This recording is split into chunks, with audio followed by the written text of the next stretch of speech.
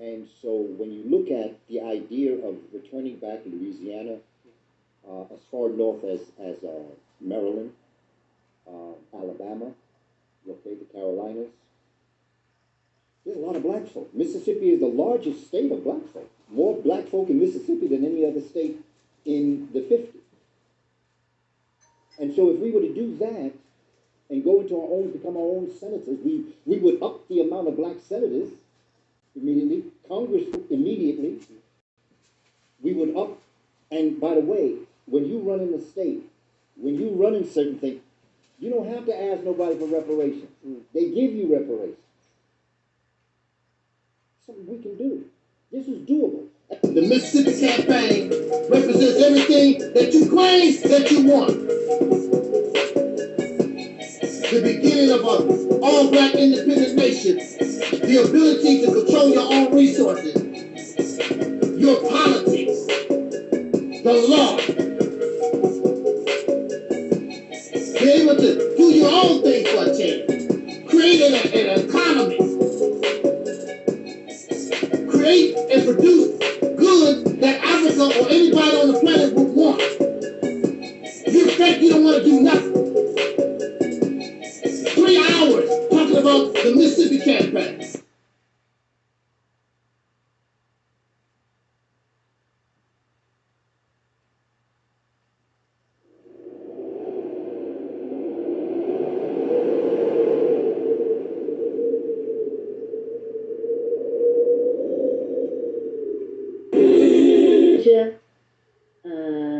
Let's see, Taalik says, can you send a shout out to my platform, the Realities Temple on Earth Internet Ministry? Our theme this year is After Purge Comes the Heal. Shout out to your platform, Taalik. All the best to you guys with continuing to stretch in perspective, to stretch in what is possible, and to continue to bring healing into the space of yourself and others. Yes.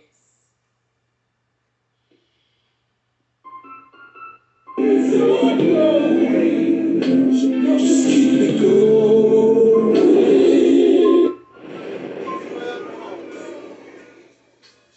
For black people, it's all about the unity. There's nothing they can do with us, so ain't nobody do for me. Like the king, we make it plain and simple. Bringing knowledge and fire at reality simple. Reality simple. For black people, it's all about the unity. There's nothing they can do with us, so ain't nobody do for me. Like the king, we make it plain and simple. Bringing knowledge and fire. Just keep it going. Himself, and you don't realize it. You don't realize it that God has been in prison. The devil was able to imprison God. So right inside your own self, your God self has been in prison, and you have a false sense of self running rampant inside the temple.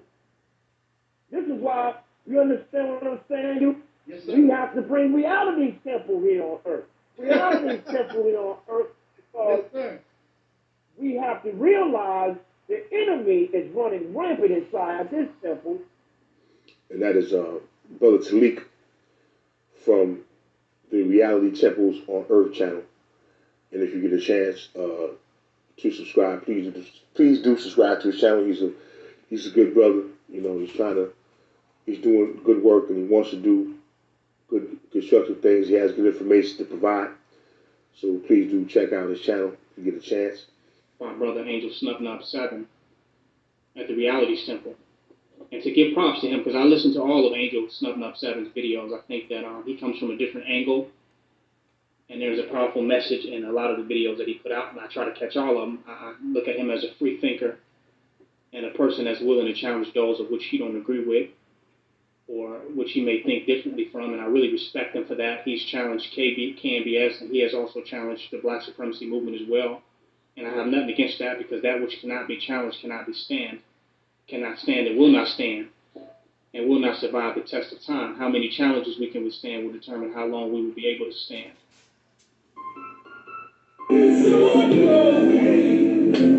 Just keep it going.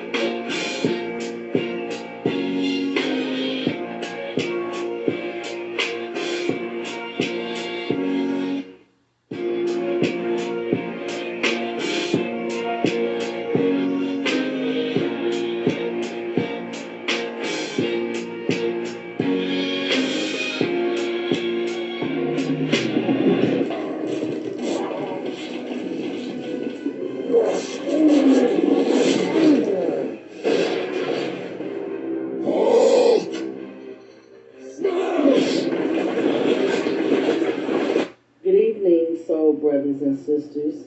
This is Tangi Cox, the Black Sheep, and I am propositioning you to entertain just a little while of being in reality.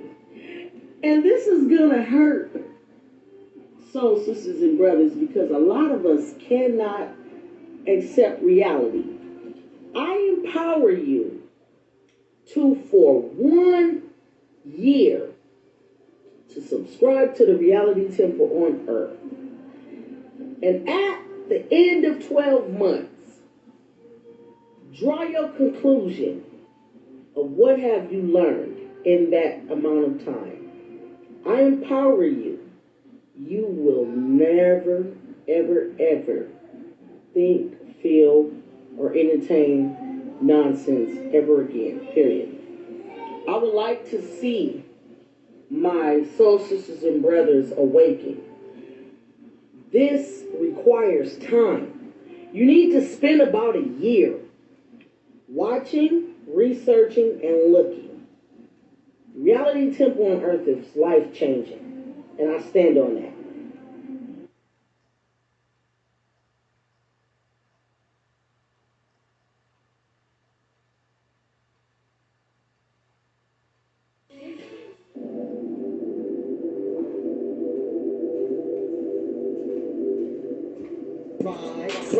Ride, let's get this party started.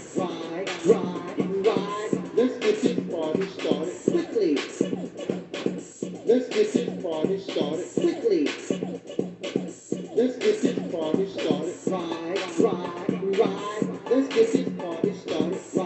Ride, let's get this party started quickly. Let's get this party started quickly. Let's get this party started. Ride. Let's get this party started. Ride. Let's get this party started quickly.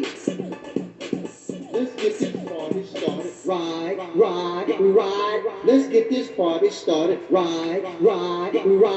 Let's get this party started quickly.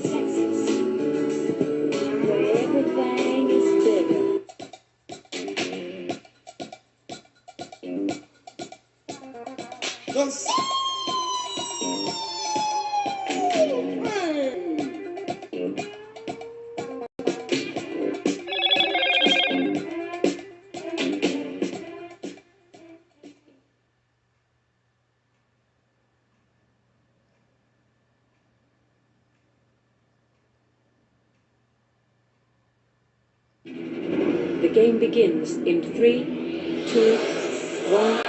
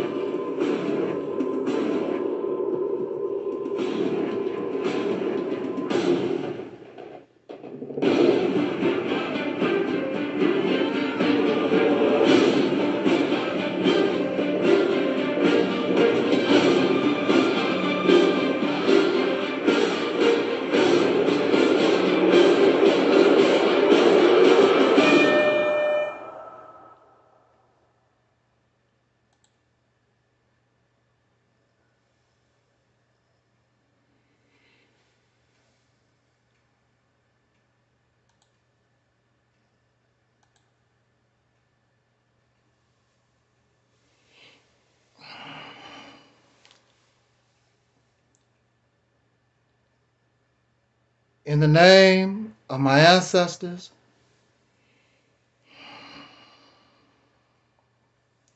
peace forever and always, and welcome to another spontaneous broadcast of what we call the Reality's Temple on Earth Internet Ministry. I am the gatekeeper or the host of this program. Wherever you may find me, I am known as the mighty Angel Snub 7. I am your soul brother, number one. I want to welcome all of you who are under the sound of my voice to this spontaneous broadcast. I am always so happy, and it is an honor that you would give us a few moments of your time that we can share a message and have a civil and brotherly and sisterly conversation on certain topics that sometimes can be emotional, but we are able as adults come together and listen to your brother, not just hear your brother, because just because I make noise you hear me, but are you listening to what your brother or to what your sister say? I do my best to listen and comprehend and try to understand a opinion or an ideology, a message that someone is trying to convey to me. I am so happy that you would give us an opportunity to do this. We are simulcasting on, of course, here, Reality's Temple on Earth Internet Ministry YouTube channel, Angel Snub 7 YouTube channel, Reality's Temple on Earth YouTube channel, our Facebook channels, and those associated with our Facebook channels. So hopefully we will have a nice conversation within these few minutes. I do not intend to hold us very long. I just want to make a point on this topic, and we're going to get out of here. Call it a Saturday. Saturday is our day. Others prefer Sunday. I prefer Saturday. No particular reason except maybe because on Saturday so many of us gather together to watch Soul Train. And that's what I'm here, my self-appointed, no God, my self-appointed mission, purpose is to bring back soul.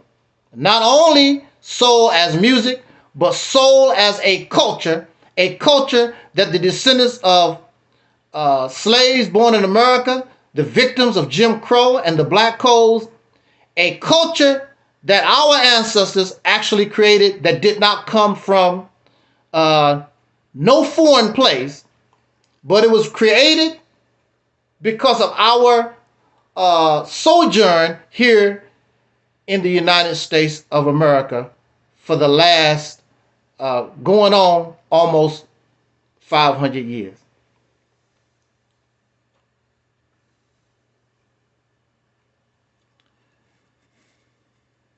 So let's get started on our topic. Shout out to PVT in the chat room. Shout out to those in our Facebook forum. We want to go ahead and talk about this.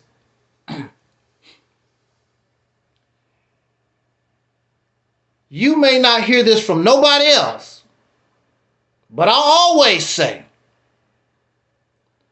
I could be wrong. I could be in error. Nobody else says. I've listened to many videos, many different never-ending persons. I never hear them say, I could be wrong. Because what they bring to us is the truth and is right. And when you talk like that, and your truth is challenged and you can't back it up, then you want to get angry at those who challenge your truth. You want to get upset and start calling silly names. I thought you had the truth. The truth should be able to stand alone. It don't need you to defend it. But half-truths and lies get in trouble when the questions, when the interrogation starts coming forth.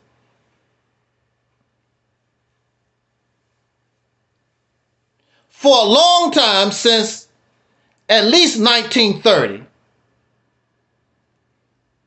in our community, in the soul community, in the Black American community, we've been taught that the black man is God. This was something that Brother Malcolm X stood on because he was a believer in the teachings of the Honorable Elijah Muhammad and in the Nation of Islam. And I was there also, so I can say that we were taught that the black man is God. And it made us feel good. The black man is God. But we never really, and still even to this day, we really don't question that. What are you saying? When you tell somebody, well, you know, brothers and sisters, the black man is God.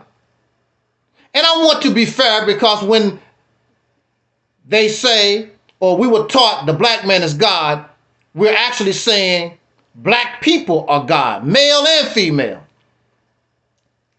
But for some reason, it's always who gets the most shine? The black man. You got to worship that penis. They don't never say, well, you know, the black woman is, no.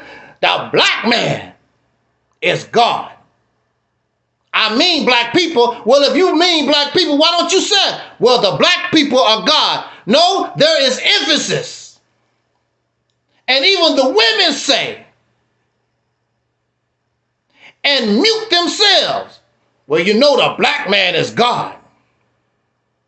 It means, I don't know, when you say the black man is God, you are saying this particular person, this individual is God. When you say black people, that could be a black child, that could be a black woman, as long as they're black, as long as they part of the black people are God. But there's emphasis on the black man is God. Going back to some of our earlier conversations, well, if the man is leading the charge, then he got to handle the heat. You can't just take all the praise and the glory when things go right, when things sound good. If the black man is God, you leading the charge, you can't say, well, you know, brother, we're going to start saying the black people. You're not doing that. You're saying the black man is God. That's what you're saying. So the male or the man or that penis has to accept their responsibility of that title. We want to talk about, have we lived up to that title called God? Don't get angry at Angel Snuff 7.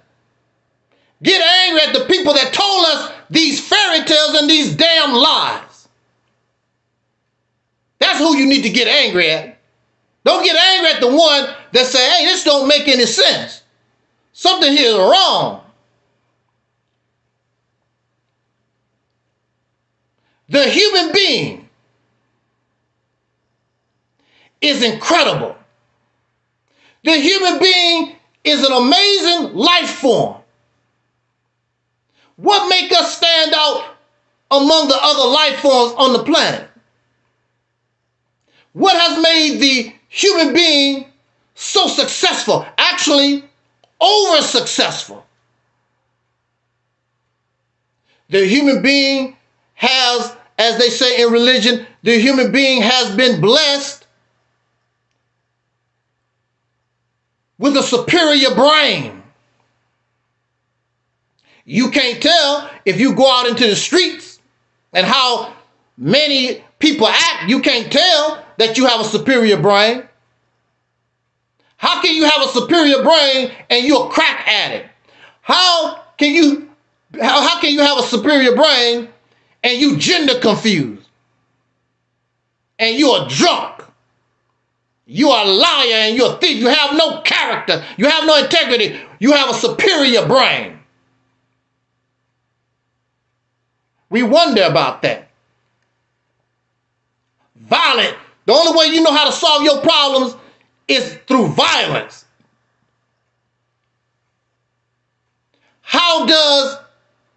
What is the behavior on social media? What is the best media?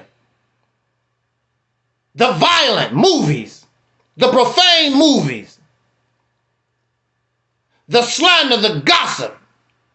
You don't want to hear about Michael Jackson entertaining cancer victims. You want to hear about Michael Jackson? Did he molest them? That went on for years. They didn't talk about that man when he was entertaining children that was going through cancer. But when they said, oh, he's molesting them, oh, that went on for years, because that's what the superior brain, that's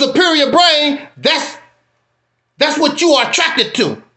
Slander and gossip and violence, debauchery, lies, fairy tales. The superior brain.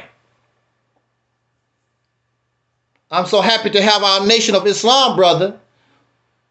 I guess we have a love-hate relationship, maybe. I don't know. Brother Robert Epps, who believes in the teachings of the Honorable Elijah Muhammad and the Honorable Minister Louis Farrakhan. And this month is Savior's Day. Those who can make it to Savior's Day, perhaps you should try to attend, and those who aren't, maybe you can and I will listen to the Savior's Day address the week of February the 22nd, I believe. To my knowledge, the Nation of Islam is not the only one who was teaching that the black man is God. But the human being is an amazing life form. I cannot take away from the human being because it's proven. There's no doubt about it. But the average person can't do nothing. You do very little. The average person does very little. Many people have no skills at all. Can't even cook food. They go to McDonald's, they go to the microwave oven, you don't even know how to cook food.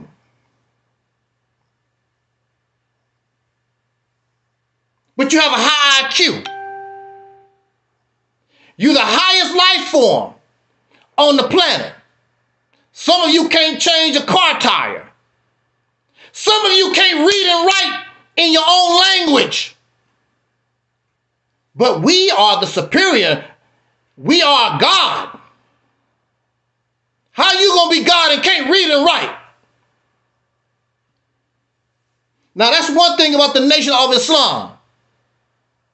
When you join and they find out you can't read and write, oh, you're going to learn how to read and write. How you going to call yourself God and can't read and write in the language that you speak? The average person can't do nothing. if it was up to the average person, we would still be living in the Stone Age. This is a fact. You don't know how your telephone works. You don't know how gas in your car works. You don't know how electricity come to your house.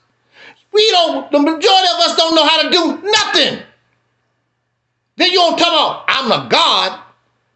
You God and don't even know how your computer works. You don't know how to bring water into your house. You don't know how to raise chickens. You can eat chickens, but you don't know how to raise chickens. But we're giving these names. The black man is God. The black people is God. A certain group of folks invent and discover certain things, and the rest are beneficiaries. If I'm wrong, you make a list and put in the chat room. You make a list of what you have done to make your contribution to the evolution of humanity. You're just a beneficiary. But God is not a beneficiary. God is the one that gives the benefits. So if the black man is God, it's a certain individual, a certain group. It can't be the whole people because the whole people don't do nothing. This is facts. They don't do nothing. You got the title, but you have no power. You don't show that you are God. You ain't done nothing to help humanity. You're just a beneficiary of those who invent, those who lead. You're just a beneficiary. You offer nothing. The average person offers nothing. So the black man is God. Can't be talking to black people. But now, if the black man is God, then they still have to live up to that title. We're gonna see if this black man lives up to this title. You God. Sounds good. I remember when I was looking for a job, and I was so tired of making minimum wage. And I saw this management job, supervisor job. I had no experience being a manager. But what I figured, they have to train you or whatever anyway. So why not lie? That's what I had to do. I lied on my application, said I had all this experience. And they were so desperate, they hired me. Now, the problem would be for me is I lied that I was a supervisor and had all this management experience. And then when I get on the job, I fail. But that did not happen. I picked up things real quick. And I earned my title. Even though I got the title based on falsehood, I got the title based on a lie, I was able to live up to the title. And I eventually, when it's all said and done, I have about over 12, 15 years of restaurant management, retail experience, being a supervisor, being a manager. I got started on a lie, but I lived up to that title of manager and supervisor. Now,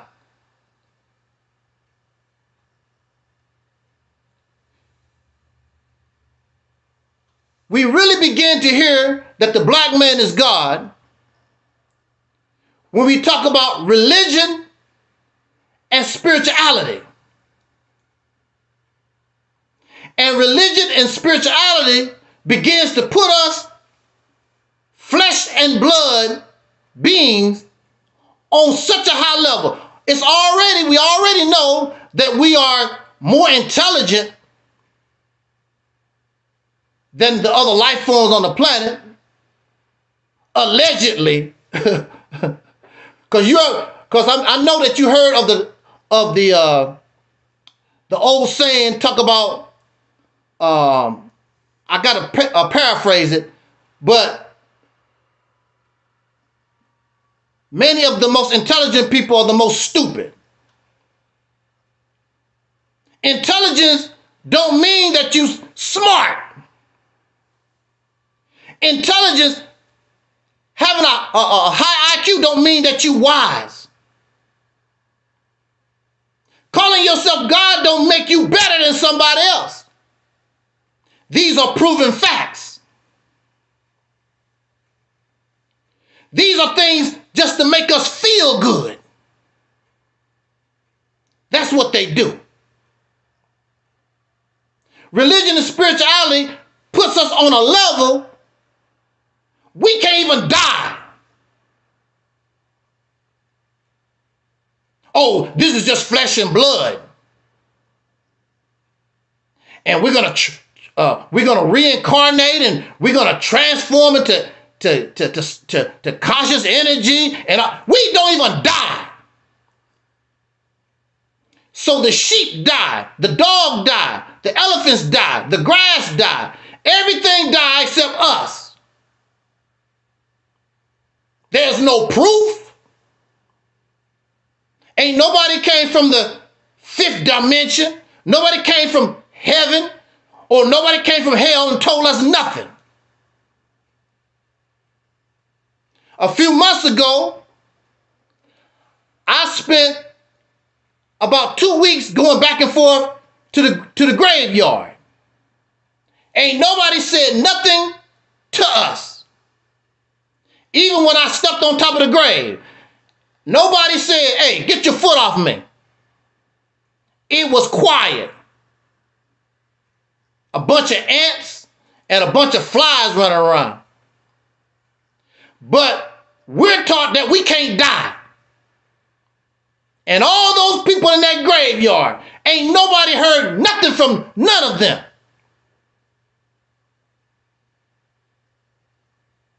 We becoming arrogant. We think that we're more than what we are. But when you get sick and start hurting, the reality shows. And when you go to the morgue with that toe tag, all that stuff that you talk about don't mean nothing. You, the black man, is God on a slab. The black man is God with all these tubes going in and out your mouth. The black man going to dialysis. The black man have to take all this medicine, whether it's holistic or whatever. But you God. What kind of God need medicine? Holistic or otherwise? God got to go to the hospital where people that don't believe in God do surgery on them. What kind of God are you? You can't die.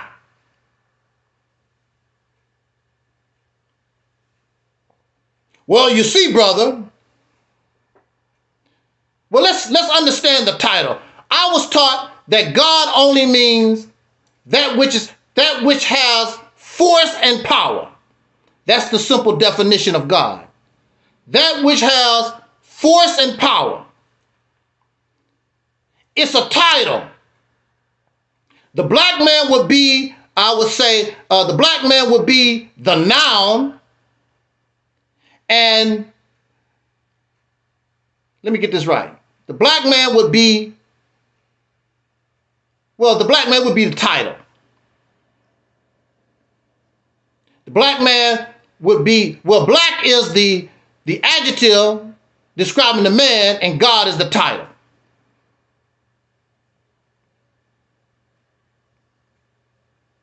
It's incredible when we start talking like this and we make these points.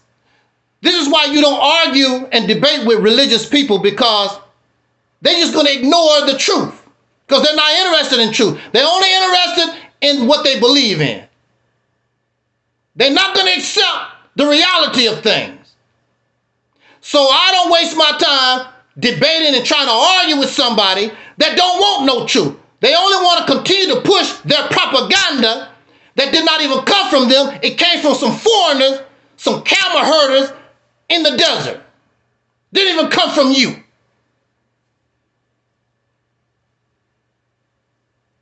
No foreigner, and nobody can claim on this platform that it came outside of me.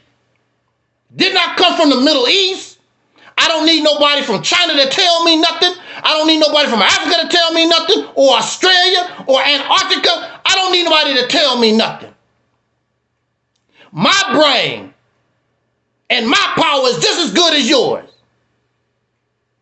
Now, when you come up here and show us that you can't die, that you don't urinate, that you don't take a dump, then you might have something going on. You live and breathe and you're going to die just like me. Ain't nothing special. Ain't nothing godly about you.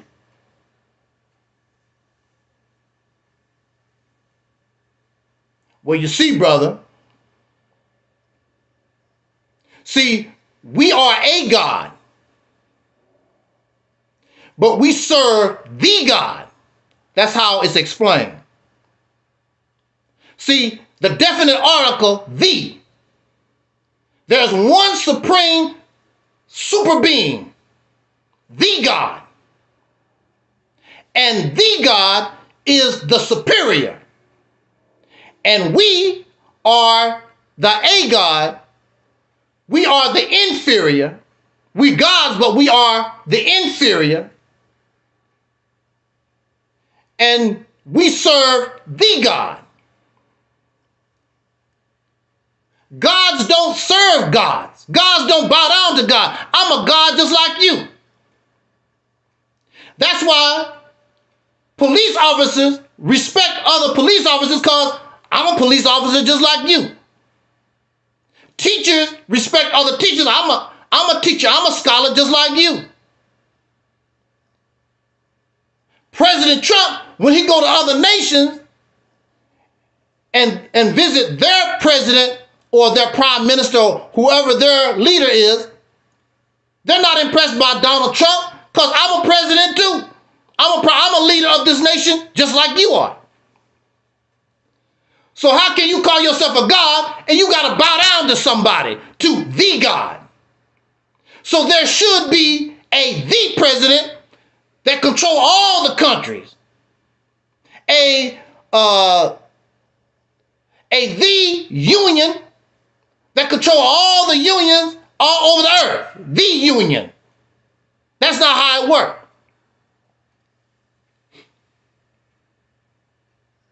But these things don't make any sense, but we embrace it because it makes us feel good. Lies make us feel good. God is that which is have force and power. You and I are nothing but a God. The black man is God, but he's a flunky to the God. He has to bow down and serve. He has no power. He has to serve the God, which tells us that the black man ain't nothing but a slave. You're not a God, you're a flunky. You got to bow down and pray and ask another God to help you and do this and do that. What's the sense of calling yourself, well, you know, the black man is God, and you have to ask something outside of yourself for help? Because God is that which has force and power. And you are powerless. You are flunky. And you have no brain on your own. You got to go read some book that has to be translated from some foreigners to begin to try to understand how you're supposed to operate. What kind of God are you? What kind of God are you? You have to get a book from a foreigner. You can't even read the Quran. You can't even read the Bible without translation. But you God, if you God, you're supposed to be able to read these books without translation. It's all lies. The same way the white man gave us Christianity, it's the same way how God treats the people that believe in him. Same stuff. It's bad when the white man do it, but it's all right for God to treat you the same way, like a damn slave. Now, the God, you keep telling us, oh, you know Allah, oh, you know Jesus, oh, you know Yahshua, Yeshua, well, all these different names that we have for the Most High, and it goes on and on. You keep telling this lie about how powerful this God is. Where is the power? Our ancestors was on a slave plantation for over 200 years. We was under Jim Crow for over 100 years. There was no God that did nothing. What made the change was when these people had an internal conflict, and our people, a certain group of them, just got sick of it and decided to fight. No God came out of the sky nowhere and did nothing.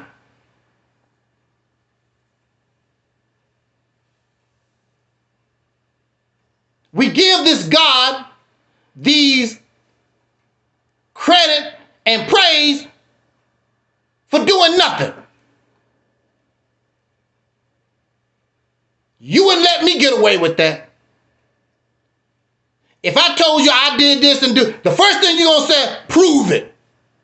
Show and prove. You're not going to let me get away with nothing like that. But when we ask God, show and prove. You come up with these excuses because you don't have any proof God did nothing. God created the universe. Prove it. Did you see God when he did it? Where's your proof? Where's your evidence? False claims. You couldn't even bring that nonsense to court because the first thing the court want to say, where's your evidence? God woke you up this morning. God ain't did a damn thing for me this morning. You prove God woke me up. Now for me, you would ask me, show and prove. And I can show you evidence, and you still was probably saying, I don't believe that. That's fake evidence. But you bring up God with no evidence at all, and that's acceptable. When you say that the black man is God, there's a high standard you put yourself on. There's a high standard that you have to live by. Just like when I was a supervisor. A supervisor supervise those under. You can't function on the level of the people under you.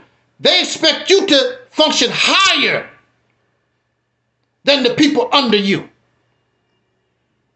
So if the black man is God, then there's a higher standard that you have to live up to. There's certain expectations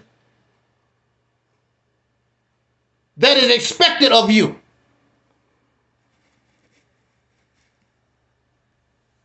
This is the excuse why the black man is God has no power. Well, you see, brother. See, you don't see, brother, you don't understand the teachings. You don't understand the teachings. So you see, Allah brought the black man down so he can prove to the world or prove to himself his power and raise the black man back up. That's what I was told. That's stupid as hell. Who the hell gonna do that? That's just like saying, oh, we are going to destroy Walmart so we can prove to the world that we can raise Walmart back up again. Who the hell going to do that? Ain't nobody in their right mind think like that. That's stupid. I'm going to cheat on my wife. I'm going to beat up my children. I'm going to purposely destroy my family. I'm going to show you my power. I'm going to bring all of us back together again. Happy, happy family. Who does that? And then in the Christian religion, they say that God sacrificed his son, knowing the people not going to change. Who? How many of you, raise your hand, how many of you will sacrifice your son, your daughter, your children, your family, and you know that these suckers are not going to change? The whole thing don't make any sense. It don't make any sense. The black man is lost to what he used to be. The black man is made deaf, dumb, and blind. He don't know that he's God. He's lost to the knowledge of self. Who is this self you talking about? There's no proof of this self. Where is it? Then they always point to other people's history. You ain't never lived in Africa. You ain't never lived in Egypt. You never lived those things. That's not you. And what I noticed, the people that actually can claim all these things, they don't even talk about it. But you talk about those things because you want to be a part of something that make you feel good.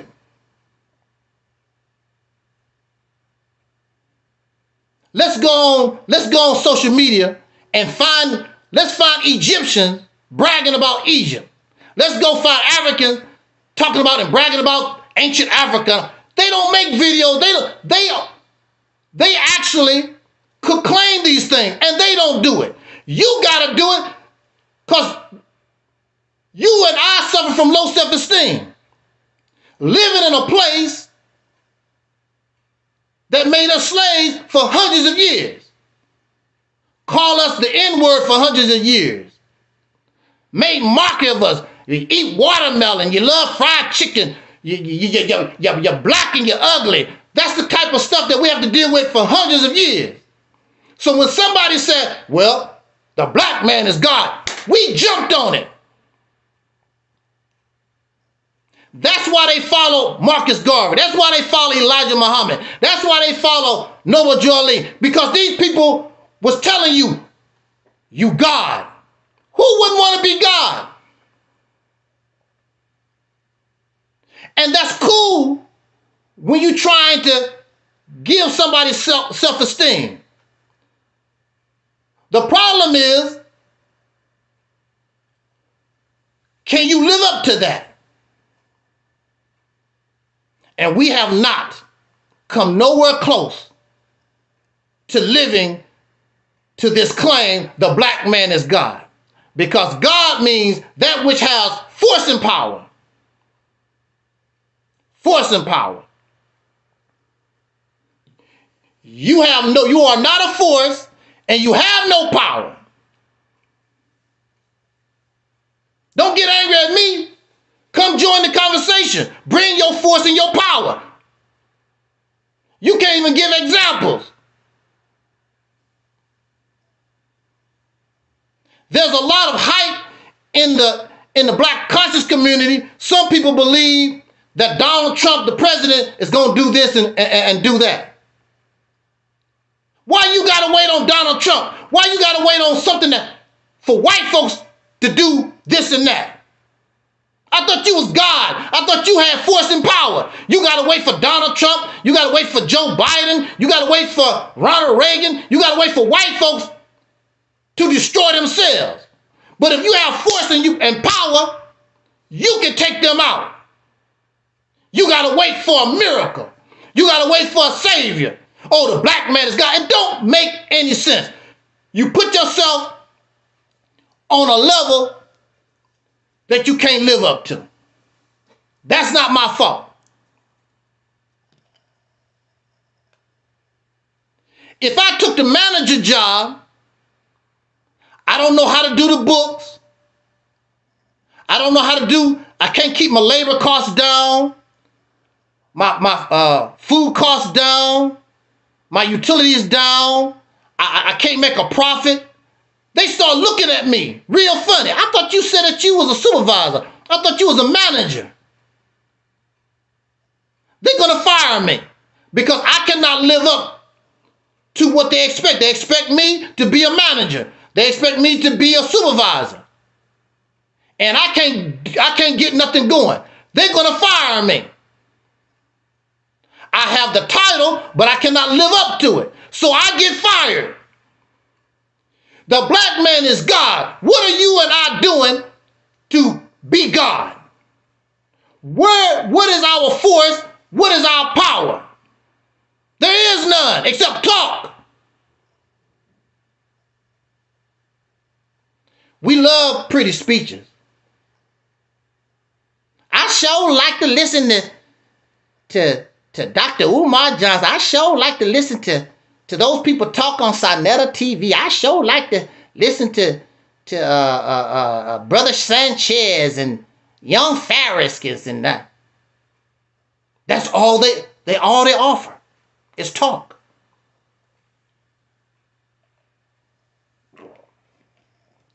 I'd rather spend my money going to see the Avengers. It's the same thing. The Avengers is more entertaining. Because you go see the Avengers, no, you go see the Black Panthers and you listen to these people and you think all that stuff is real. It's not real. If it's real, show us your force, show us your power. There's no argument. It's nothing up for debate. Just show the force and the power. I didn't see no black man jump out the sky and save that airplane that just crashed. Black man is God. No God saved those people. All 67 in that incident, all of them perished. Jesus didn't save them. Allah didn't save them. Nobody saved them. But the black man is God. Shout out to Eldridge Cleaver. Shout out to our brother who detects the myths. The brother that detects the myths. Myth detector. I know a lot of people don't like him either. Detects the myths. The falsehoods. But this is 2025. This is supposed to happen. These things cannot continue to go on and on. These lies, this fiction, these facts, it's got to stop. We cannot grow. We cannot evolve on these lies and these fairy tales. And you cannot live up to these things. The black man is God, and you in the white man's jail. The black man is God, and you on the street, and some Peckerwood got his knee on your neck. Mama, mama, help me, mama. What? The black man is God? The black man is God, and you abandon your children. You can't feed your wife and your children. Black man is God. I got to go sell some drugs. The black man is God. He got to go out and sell drugs. He can't feed himself.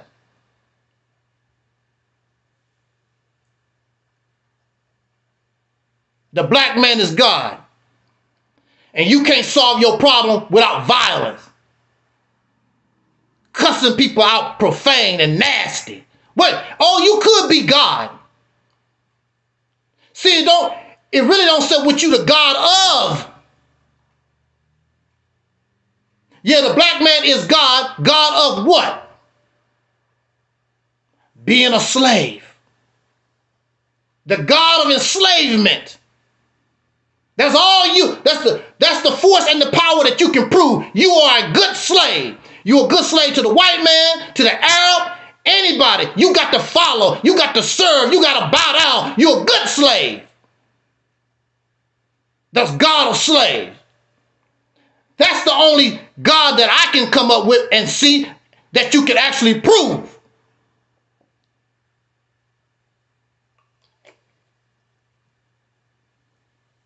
We do a disservice to ourselves. There's a disservice to individuals. There's a disservice to ourselves when we try to help somebody and try to help them build self-esteem by putting them on a level that they cannot live up to. I remember when I used to play basketball. Everybody can't play basketball, but everybody should be able to go out on the court and enjoy the sport of basketball.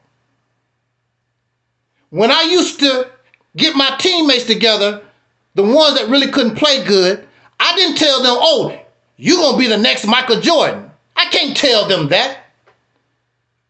And they would even like, you a lie. They even know I'm not the next Michael Jordan. But you try to encourage them so they can enjoy the game. We've been given this title, the black man is God. Here we are, our ancestors Our ancestors were slaves for over 200 years. Our ancestors was victims of Jim Crow and the black codes for over 100 years. And then all of a sudden, you're going to tell them, oh, you God. What? And even if we were God, you can't tell somebody that clearly ain't on the level of no God, oh, you God. You can tell them maybe you have the potential. You can't tell them because they cannot live up to it. We haven't lived up to the potential of God since we got this teaching, oh, the black man is God. Nobody that I know of or heard of have lived up to the definition where you can say, oh, that person that is a God. A good preacher, that's the best they're going to do. I remember in the Nation of Islam, they talked about the Honorable Elijah Muhammad. All praises due to the Honorable Elijah Muhammad, our divine leader, teacher, and guide. They don't call him God. They give that to Master Farad Muhammad, Allah in person. But even him didn't live up to the level of God. He was put in jail. He was ran out of Detroit, Michigan. How you going to be God and somebody run you out of Detroit, Michigan? Put you in jail. You God. When God means I have force and power. The excuse is, well, God just want to show us when you stand for truth, God want to show you the consequences of standing up for truth. We already know about going to jail. We already know about getting beat up by the police. You ain't showing us nothing new. So what are you showing us? And it don't have to be for truth. George Floyd wasn't speaking no truth and was brutalized and killed. So you ain't showing us nothing that we don't know nothing about. We already know about getting lynched and torn feathered. And it had nothing to do with truth. It had something to do with being black in America. That's what it had something to do with. We do ourselves a disservice by making a claim that we cannot live up to. I could be wrong. Anybody can come here to this platform and you can teach me, because I'm not beyond teaching. But you and I both know you're not going to get that off, because this don't make any sense. You can believe whatever you want to. I don't argue with religious people. That's what makes you feel good. I'm not going to do it. I don't want unearned praise. I don't want unearned credit. I don't want to be God. I just want to deal with the level that I'm on, because I already know I cannot live up to be no God. But if you want to be God, then don't get angry when people ask you, well, where your power at? And you make excuses for not being able to do anything. That's on you. I don't want to look silly. I don't want to look insane. So you tell people, even when you're trying to build their self-esteem, give them something realistic to tell them that their God is not realistic. Because that's on a level we'll never be able to get to. We're never going to get to that level. Then you say, well, the white man is the God of this world because he has force and power. But his force and power is limited because he's going to die. So what's the sense of being God and you're going to die and rot? You got to train your sons and your daughters to do what you was doing, Mr. God. And then the right thing that happened on the earth will wipe you out. We're taught these lies, especially in the Nation of Islam.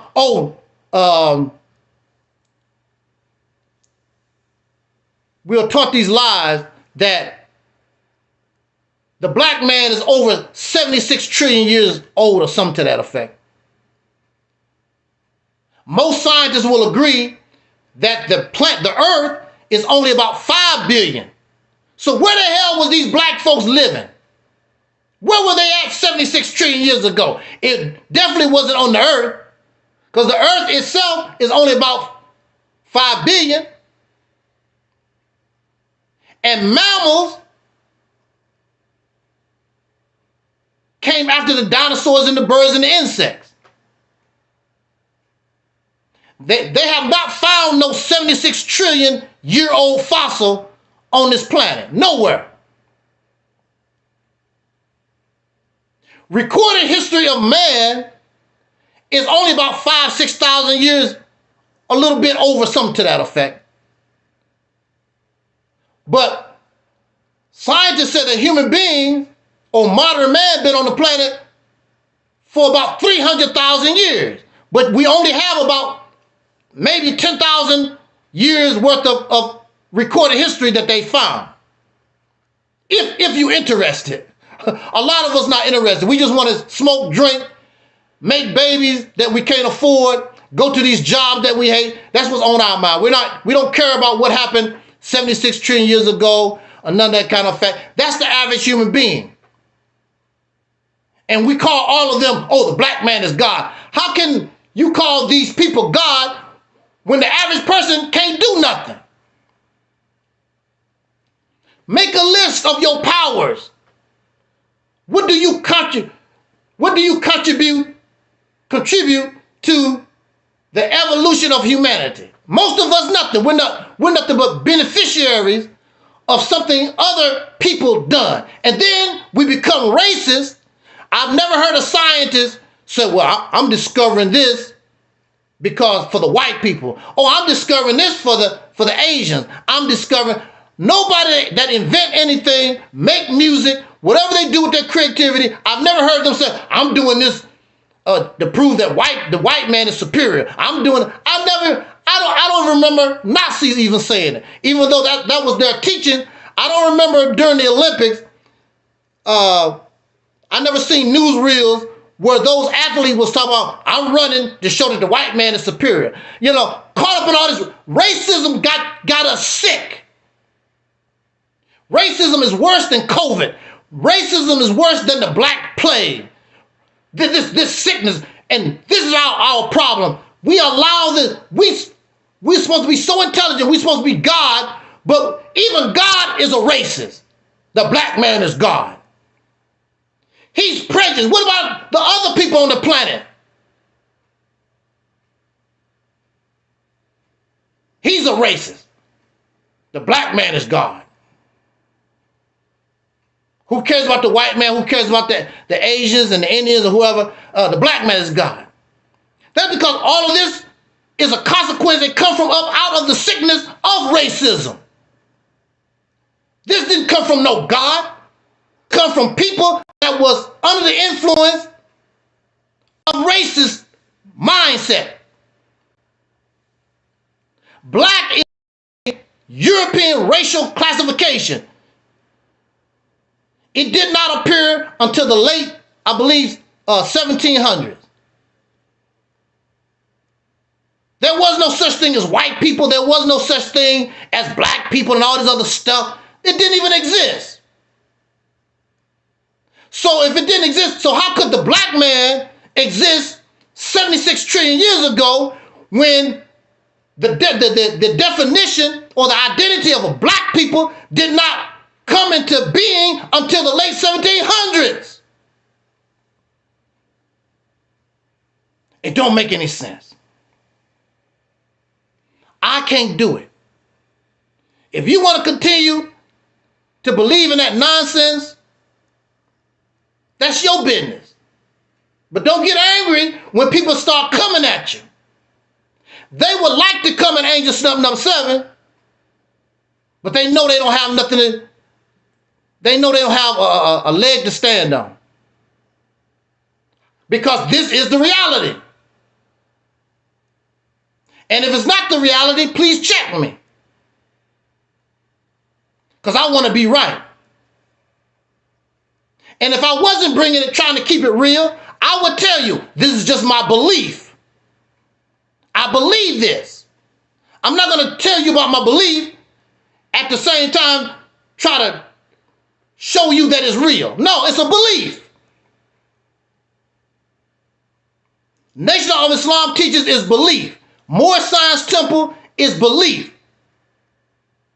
Pan-Africanism is an ideology they have turned into a religion. These are beliefs.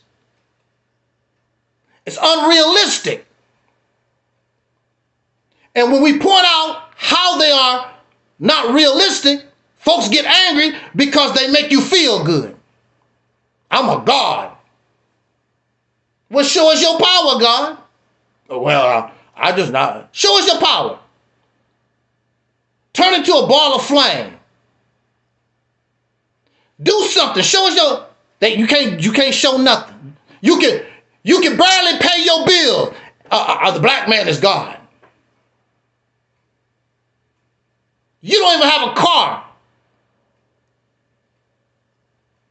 You got to ride the bus every day. And you don't even make the bus. Now, if you make the bus and you God, hey, that's my bus. I'm riding on it. But you have no power. And for some reason, I'm going to say this and we're going to get out of here. For some reason, you believe white folks is scared of black people. How are they scared?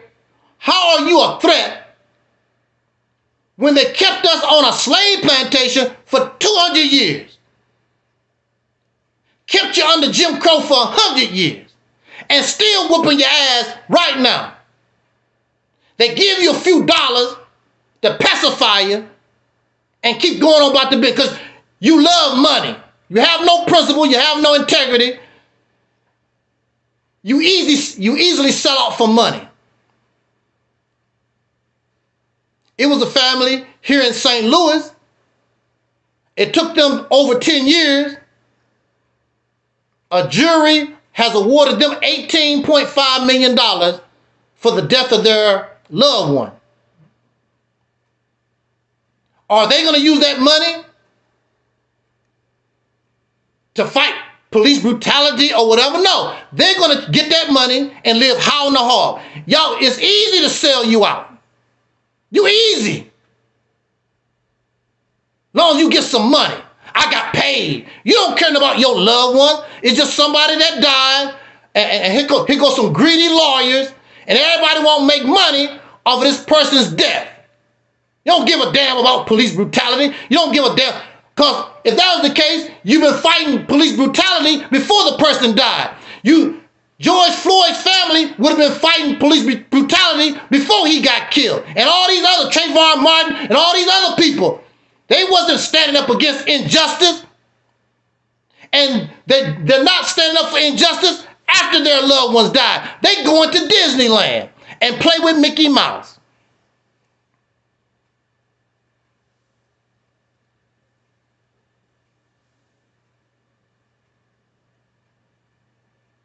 The black man is God.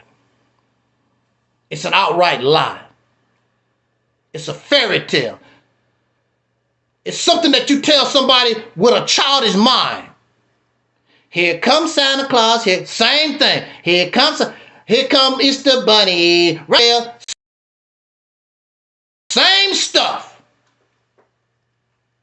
Only a person with a childish mind, not with the mind of God. I have the mind of God more than you do because I'm not depending on no God to do a damn thing for me. I do it for myself.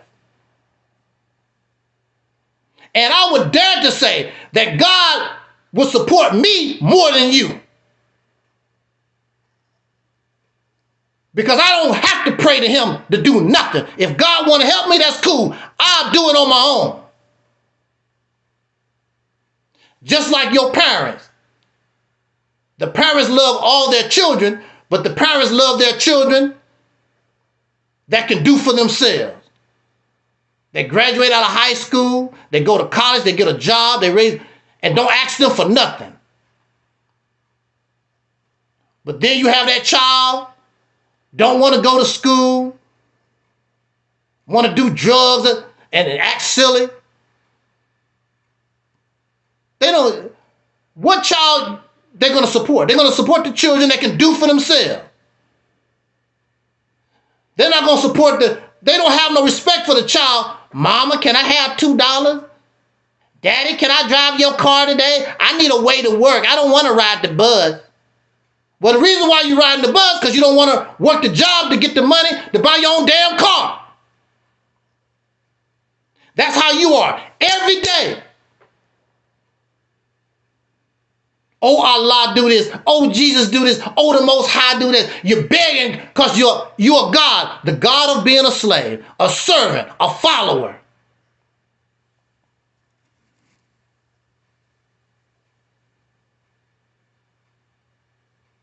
That's not my fault. You can get angry at me, but there's many, many people coming up. They're getting sick of it. Every time they try to destroy Angel Snuff Nub 7, every time they try to break me down, the people find me and they bring me right back. We don't have to agree, but they're getting tired of the nonsense. Because you're making all these claims and ain't nothing coming true. It just goes on and on and on. It's like Tom and Jerry. Tom been chasing Jerry for over 50 years. Batman been fighting the Joker for over 50 years. Superman been fighting, what's his name, Lex Luthor for over 50 years. It just goes on and never stops.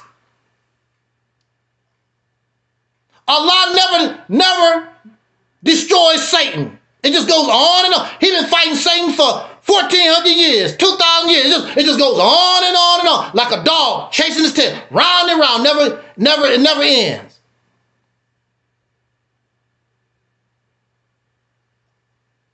The Avengers, Spider-Man, been fighting Dr. Octopus ever since 1963. It just goes on and on, never stops.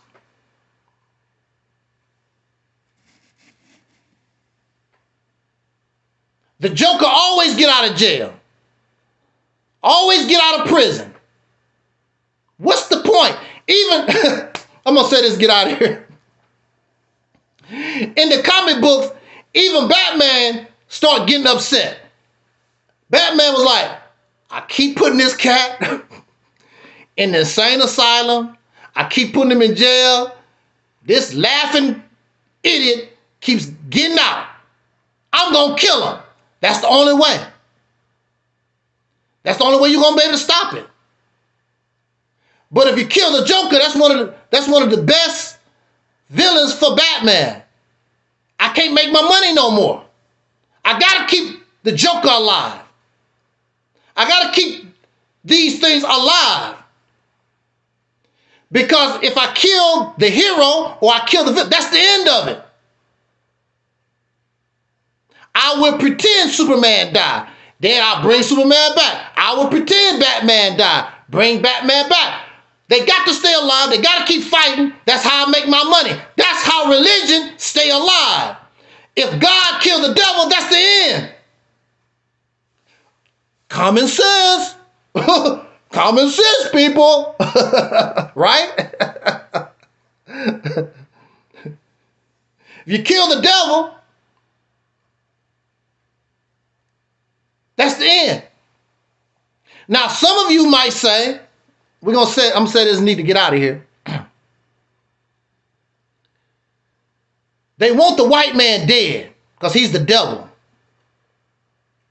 I want the white man dead. And that'll be the end of it. No, it won't, because you have the same mindset. Devil is not a skin color. Devil is a mindset. So all the Caucasian people, they can go extinct today. Nothing is going to change because the mindset is still here. Nothing's going to change.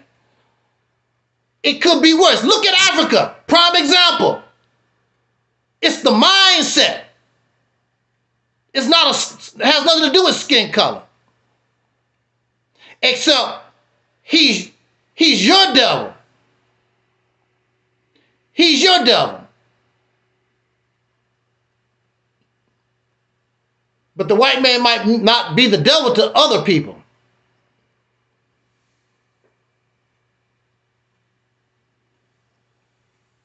He's your devil. And nothing's going to change. So again, should we call the black man God? You can call yourself whatever you want to. Being God and calling yourself God, two different things. And we're not living up to that. That's not my fault. And you can give no examples of nobody that has lived up to that. What's wrong with just being the best we can be? What's wrong with that? Just being yourself. I love being myself because now I don't have to live up to nothing higher or lower I'm just me. But you want to try to claim to be more than what you are. Don't get angry when people say, when you say, oh, I can make 60 points a game, and you barely make 10. You get angry at them. No, you the one made the claim that you can make 60 points. In the Nation of Islam, they teach that the rule of the devil ended in 1914. And as time goes on, they make excuses why the devil has not been destroyed. The fall of America. Been teaching the fall of America for over 50, 60 years or more. America's still here. In the 80s, Louis Farrakhan said that Ronald Reagan was the Antichrist. The fall of America. Ronald Reagan is dead and gone. America's still rolling. And Elijah Muhammad is gone. And Louis Farrakhan is close to being gone.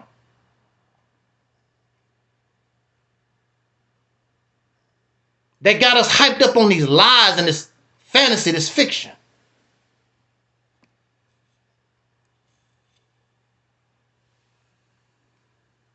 Accept reality, my friend.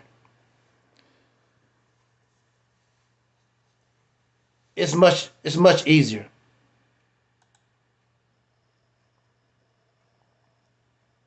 I guess I will address some of these comments before we get out of here. One of the comments, Eldridge Cleaver said that he was told about me from Sister Rashida Strober, the world's dark-skinned activist. Shout out to Sister Rashida and her family, her husband, her daughter, Lauren. They're in Florida.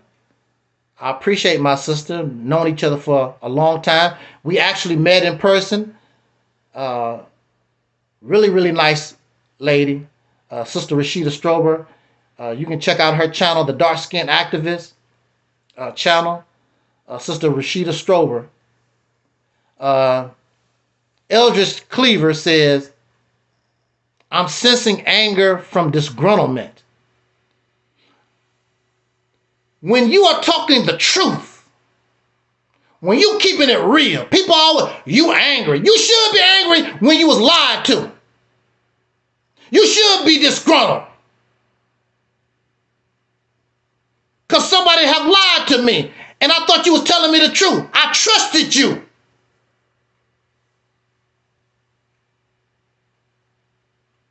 How do a person supposed to act?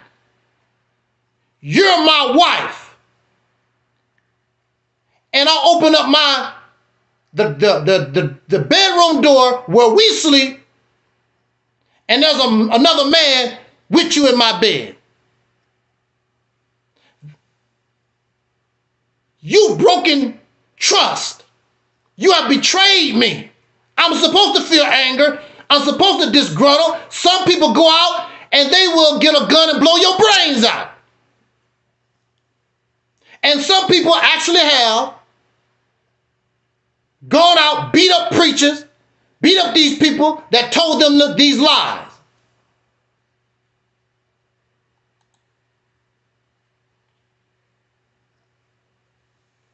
Shout out to the Dark Side of the Moon. And I don't know what comments, Brother Robert, because you can come on the platform. I'm not going to be reading all these comments. You don't want to come in person because you don't want to try to explain these things. Always, they write all kinds of stuff in the comments, but don't want to come and explain these things in person. I sit back in the cut and let you talk.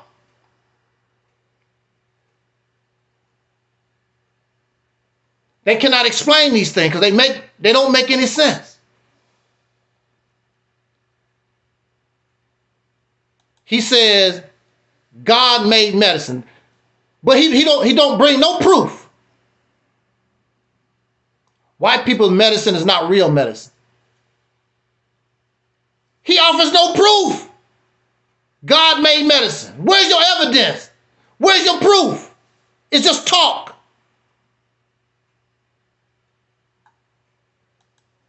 He says, you become what you submit to. Black people submit to white folks for over 200 years. They were slave masters. So that's what we're trying to do, become a slave master because we submitted to them.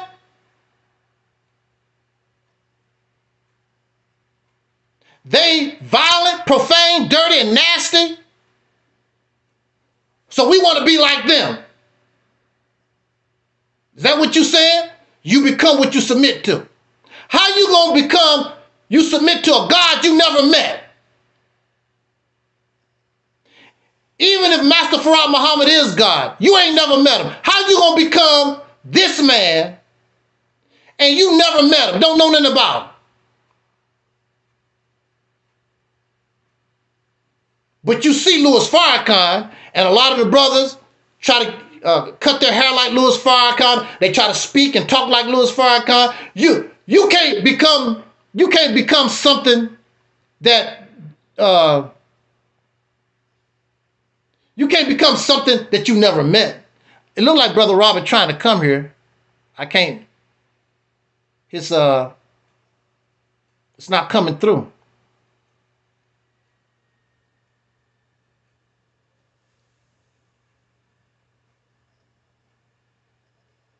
Mexico says, God made the black man. I got the proof. Well, come bring us the proof. Reality's Temple on Earth Internet Ministry channel.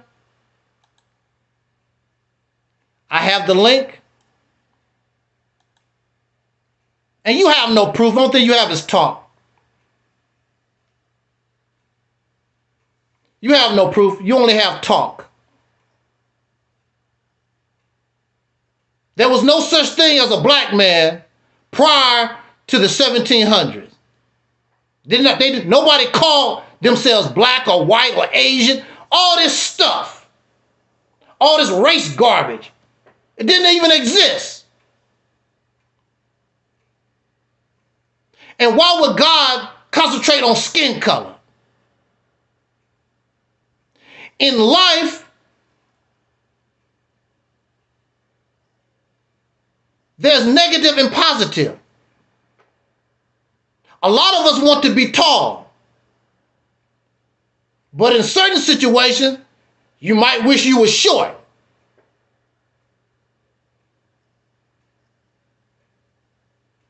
There was an advantage if you was black, but you was real light skinned and had European type features so that you could pass.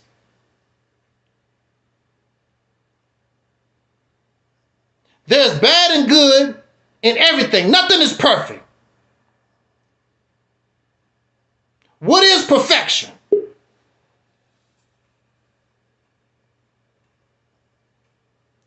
Robert is trying to come through, but he can't get him through. I tell you, I can put you on speakerphone. Call my telephone number. Robert, call my number. And I'll put you on speakerphone.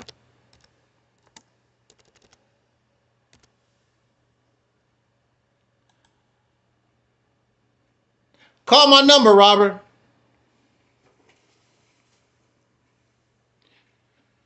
I'll put you on speakerphone.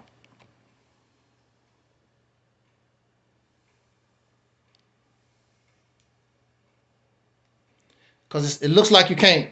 Robert is trying to come through, but for some reason having technical difficulties. He said he's going to call our telephone.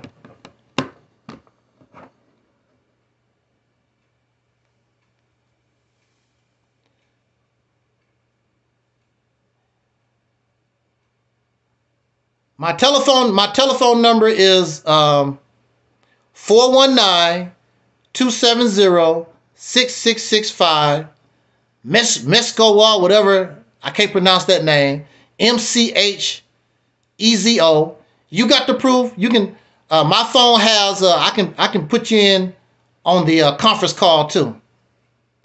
And brothers can come here and show us their proof, and I have no problem with that. I can sit back in the cut but we will have questions though. We have questions.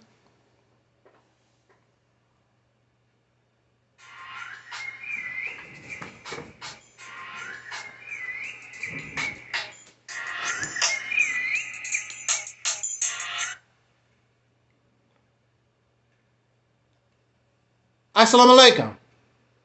Walaikum salam. How you doing, brother? Hey, Brother Rob, what's going on? How you doing? I'm all right, sir. Okay. Now, you was dealing with the black man being God, right? Yes, sir. And you was talking about how the black man is God, but that is a title, right? Yes, sir. Okay. Well, that's true, brother. It is a title that we all should be striving to live up to. Mm-hmm. We've been beat down for so long through slavery and through, the educational system. So we needed somebody to come and tell us again who we are, because we don't have the knowledge of who we are. Right. You understand what I'm saying? So you can't get to college without going to kindergarten first. First grade, second grade, third grade, fourth grade, until you can get to the college level. You understand what I'm saying? Yes. So in the 1930s, Elijah Muhammad, Malcolm X, Minister Farrakhan, and all the ministers of the Nation of Islam, they came out and it was teaching us that the black man is God, to wake us up to who we were. Mm-hmm. You understand what I'm saying? But we're not going to reach that title of godhood overnight. It's going to take a process years into the future until we can become that God that we all speak about. You understand what I'm saying? So nothing happens on the instant. Even the self-creation of God himself that Elijah Muhammad taught us about 78 trillion years ago. Elijah Muhammad taught us that it took 6 trillion years for God to make himself in the darkness of space. That's 6 trillion years it took him to make himself. So if it took him that long to make himself, we damn sure not going to become gods under what we've been through overnight. It's going to take some time. You understand what I'm saying? So we have to be reprogrammed into who we are. We got to be constantly reminded of who we are until it sticks in our brain who we are. Are you there? Yeah, we're listening to you. Okay, so that's what I'm saying. So we constantly need to be programmed, because every day the white man is constantly programming us to be niggas or the N-word. Right. So all day long we walk around calling ourselves the N-word. And what do we practice? We practice the works of an N-word. You understand what I'm saying? Yeah. So our people need to be re-educated to get up out of this false mindset that we are N-word, because that's not who we are. We didn't create the universe being N-word. We created the universe being ourselves, gods of the universe. Before the black man and woman, there was no universe that we live in today. Now just think about that. Before the black man and woman existed, there was no such thing as a universe. But once we made ourselves out of the triple darkness of black space and made life itself, now we have a universe.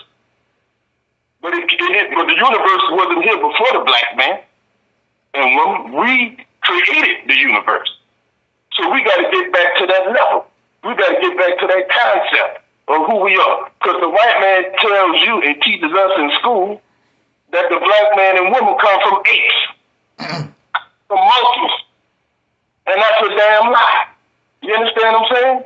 So we have to be re-educated. We have to be taught who we are first in order for us to express and be ourselves again. You understand what I'm saying? So I just wanted to touch on that. You understand? And I left some comments in the comment section. Yeah. And I was saying things because you was talking, and God was inspiring me to say those things in the chat down there. Did you want to talk about some of these comments that you was making? You said a lot of stuff. I didn't pay no attention. I couldn't see all that. Well, no, I'm just glad that you accepted this phone call, or you invited me on your show. Yeah. Because I wanted to say something to you to get us to understand that we have been dumbed down since we've been on the shores of America. We've been dumbed down. They took our language from us. They took our cultures from us. Mm-hmm. They took everything from us and made us into what we are today, which is N-word, nigga. You understand what I'm saying? And we proud now of a lie that was taught to us by our slave master. And we got to get some money there because we're not N-words. We are not niggas. Mm-hmm. We are not an evil people. We have been made into an evil people because we've been in subjection and in submission to an evil people. So now we are white folks in black skin. We are devils in black skin. But that's not who we are. We are gods. Elijah Muhammad said that every time he looks at a black man, he's looking at God. Mm-hmm. That's not a false statement. That's actual facts, because without the black man, the universe wouldn't be here. You understand what I'm saying? The universe comes from the mind of a black man and from the minds of black men and women for trillions of years. We have been creating life and existence and planets and everything else you want to think of in the universe. It comes from us. Even the white man himself comes from us. You understand? But the white man is a scientific experiment that we are experiencing with ourselves to find out how we can become a perfect people that will perfect the creation, which is not perfect. The universe itself is not perfect. The earth is not perfect. The sun is not perfect. But you can't get a perfect sun, a perfect earth, a perfect planet, a perfect life into the black man and woman is perfect. So we had to bring this brown germ in us, this negative in us. We had to extract that from us in the form of white people and study it for 6,000 years. And then once we study it, we can improve on it and eliminate the thing that's been giving us problems since the beginning of time. You understand what I'm saying? Am I making sense? As you know, I was introduced to the teachings of Elijah Muhammad when I was a child. I was 8 or 9 years old. So I've heard it. I joined the Nation of Islam with Minister Farrakhan in 1981 as soon as I came out of high school. But I joined Minister Farrakhan not for him to be my teacher. I joined him because he said he was rebuilding the Nation of Islam, and I didn't have a chance to be in the nation when Elijah Muhammad was here. So he said he was building the nation. I did not join to follow him. I joined to rebuild the Nation of Islam and bring that back. That's why I never called myself a follower of him. I always called myself a helper. I did not come to follow you. There's nothing that Farrakhan could teach me. I knew the teachings. I've been under the teachings since I was 8 or 9 years old. So yeah, that's not why. I never was impressed. Matter of fact, I question a lot of the things that he was teaching because I know I never had, Brother Robert. I never had a opportunity to go to the mosque when I was young. So the only teachings I know is what I got straight from the books, Message to the Black Man, Fall of America, How to Eat to Live. And my relatives, they weren't supposed to do it, but they saw how I wanted to join the nation so bad. They started sending me the lessons, lesson C1, C2, and blah, blah, blah, So they didn't even teach me. Everything that I learned straight from, the books and from the information. And I heard Farrakhan start teaching, and a lot of the things that he was saying was true to a certain point.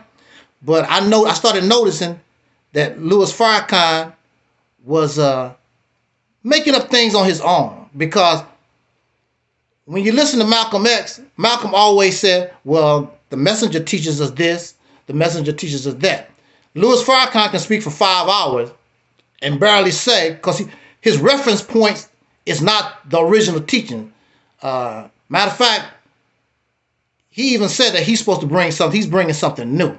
So I'm not into the new. I was connected to the old. That's all I wanted to hear. Even Brother Eric Muhammad, with all his cussing, I see that he's more on point than Farrakhan, because he always said, well, the messenger teaches this, and he always referenced the material, the books, Okay, my brother, let me ask you something. I'm going to deal with that, what you just talked about right there. Mm-hmm. Oh, have you ever heard Rakim before? The rapper Rakim? Yeah, Eric B. and Rakim?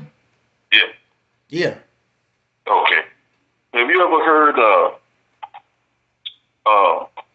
Rapper's Delight? Yeah, that was one of the first rap albums that came out in the early 80s. It was the one that really kicked everything off in the 80s, like 81, 80, 79, 80, something like that. Rapper's Delight. Okay, now I'm going to ask you a question. Wouldn't you say that Rakim's style of rapping is superior to the Rapper's Delight song, or the style and how they rap? Would you say so? I never liked rap at all, for real. So I can't judge rap. Actually, I liked Rapper's Delight. When rap first came out, it was basically party music. It was fun stuff. It wasn't all this, things that you hear now. It's nasty and derogatory and vulgar now. But when rap first came out, it was hip hop, hippie. It was fun music, party type stuff. Right. And I did I wasn't, I wasn't no fan of it, but I liked Rapper's Delight. I did, hip hop to the hippie. I was in high school when that came out.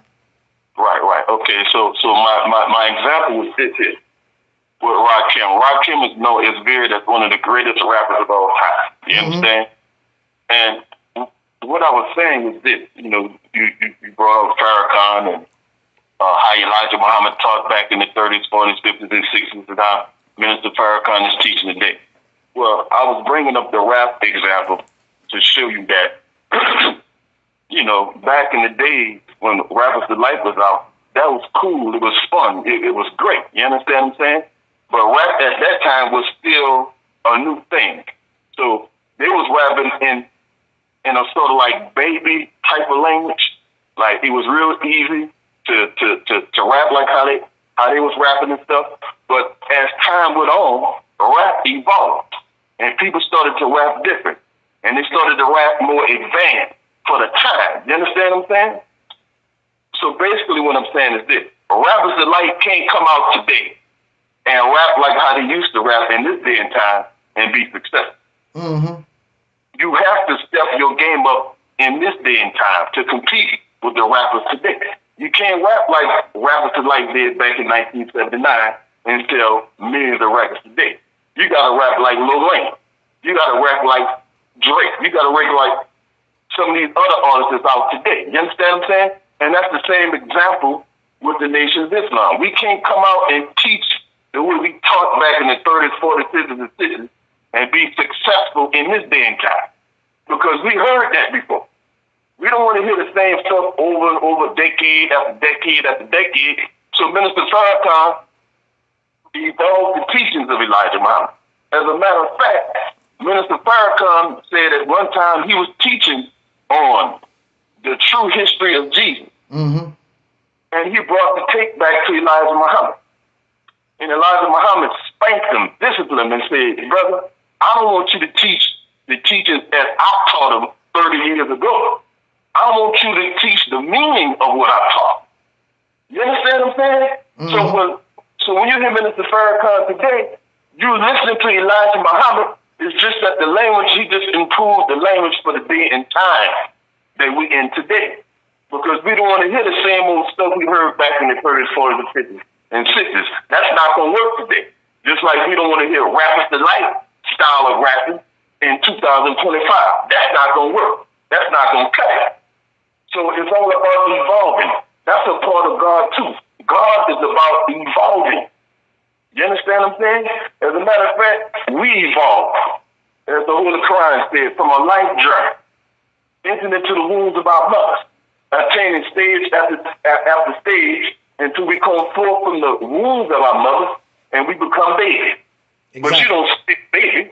You don't stay a baby. You grow. You become a child. You become a young adult. You become an older person. That's the same way it is with truth, knowledge, wisdom, and understanding. It's an evolving thing. Mm-hmm. You understand? So that's one of the reasons why Minister Farrakhan is so successful today, because he understands, and his teacher, Elijah Muhammad, understands that, hey, man, knowledge, wisdom, and understanding is an evolving thing. Sometimes you can look at something that you read 10 years ago, if it's the truth. And you can look at it today and get new meaning from it because we have evolved. Your life has evolved, and you see things differently than you did 10 years ago, 20 years ago. You understand? So, yeah, God is a title. The black man is God. That is a title that we all should be striving to live up to every day. Mm-hmm. Because if you don't strive to live up to it, you lose it. It's just like a martial artist. If a martial artist don't constantly practice his art, he won't be a master anymore. Exactly. You have to keep studying. You have to keep practicing. You got to keep evolving. Otherwise, you won't be the master that you are today that you was yesterday. So I'm glad you allowed me to come on your program. Yeah. So being anywhere on the internet, I've been typing. Yes, sir. But I'm gonna come out of the. Okay. And I'm gonna step on the world stage with you all. And yeah. You all will hear my voice this year. I know that's right, Brother Rob. I'm glad to hear your voice. I'm glad to hear your voice and have a little. At least I can't see you, the way I want to, but at least I heard your voice, and you've been around a long time. Much respect. Much love and respect to you. And when I'm looking at you, yes, sir, I'm looking at God. When I look at you, I'm looking at God. Certain things. Certain trials and difficulties you've been through in your life. Yes. Who you are. But I don't see myself as better than you. Mm-hmm. Not true. You understand what I'm saying? Yeah. But even gods make mistakes. Even gods mess up. You understand? Since we're living in an imperfect universe, all the gods who've been on this planet Earth for trillions of years were not perfect. But we believe in the Nation of Islam that Master Father Muhammad has come to perfect us and the universe. So this is a totally new thing that's been happening for trillions of years. This is something new. Mm-hmm. This is why God said in the Bible that he was going to make all things new. Mm-hmm. Well, if he's going to make all things new, then that means that this is a new thing. You understand? So you're a God, I'm a God, we're all God, but we were never perfect for trillions of years. We never were perfected. But we're living in a day and time where we will be perfected. And even in this day and time, we're not going to become perfect overnight. It's a process to being perfect. Mm-hmm. It's just Muhammad Ali became one of the greatest boxers of all time, not instantly, but through trial and error. Mm-hmm. But he's still a God in that ring. When he jump in that ring, he show you that I'm God. You understand what I'm saying? You can't take these jabs. I can take hits, I can move, I can duck. He mastered his craft. Same thing with Michael Jordan. Michael Jordan was a god of basketball. You understand? And so he is the standard today of greatness and godhood and basketball. Mm-hmm. You know, that's what it is, brother. You know, just sometimes, man, you know, through our trials and tribulations, we get disgruntled, we get discouraged, we run into a problem that we think that our knowledge has not allowed us to solve or whatever, and we get beat down, and we, you know, go into depression and all this other type of stuff. But that's all a part of being God. You can't let stuff that you don't understand stop you from growing in your Godship and your Godhood just because you don't understand it. You know what I'm saying? Like one time I remember you talking about you being incarcerated. Mm-hmm. And I think you said you don't believe in God because God allowed you to go to jail, be incarcerated. Well, guess what? Joseph went to jail. In your Bible, he went to jail. He went to prison for a long time. But in his jail time, he didn't give up on God. He didn't turn his back on God and say, "Hey, look, I don't believe this. I don't believe in this no more. God put me in jail." He went through what he went through. He came out of jail, and he became king in the land over his brother who sold him out.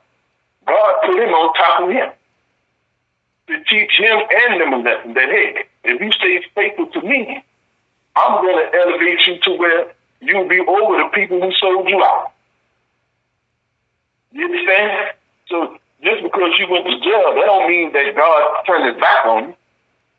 That don't mean that at all. You know what I'm saying? So, you know. Well, I tell you, even before that happened, even when I was a child, I questioned religious teaching. Okay. A lot of it didn't make any sense to me, but because I was raised as many people in the Baptist church. Then, of course, as you know, I was introduced to Nation of Islam. That's all I knew as a child. So, and I never was taught that it was a belief. I always thought all these things was real. The word belief never even came to me. You know, I thought these things was real. I didn't believe in God. I always went from, I know God because, you know, this is real. It's real. I never knew that it was a belief. You know, it's something that we believe. I never understood the concept of belief. I thought this is a real thing. But but being a comic book, I was introduced to comic books in the early 70s too. Right. And I asked the preacher one time, I said, man, how come the stuff that I'm reading in all these religious teachings, how come that's real, but Batman and Spider-Man not real? Because there's a lot of stuff that's in these scriptures and stuff like that. It sound like my comic book. And, you know, he tried to explain it to me or whatever, but that never. And I tried to believe in all that, but these questions kept arising. I just never felt it, but I just didn't know what to do. I just didn't know. You know something. It's like your spider sense. Something is wrong, but you just don't know what it is. You know. So just time went on. I met an atheist one time. I was in front of the mosque, and I talked to an atheist for the first time.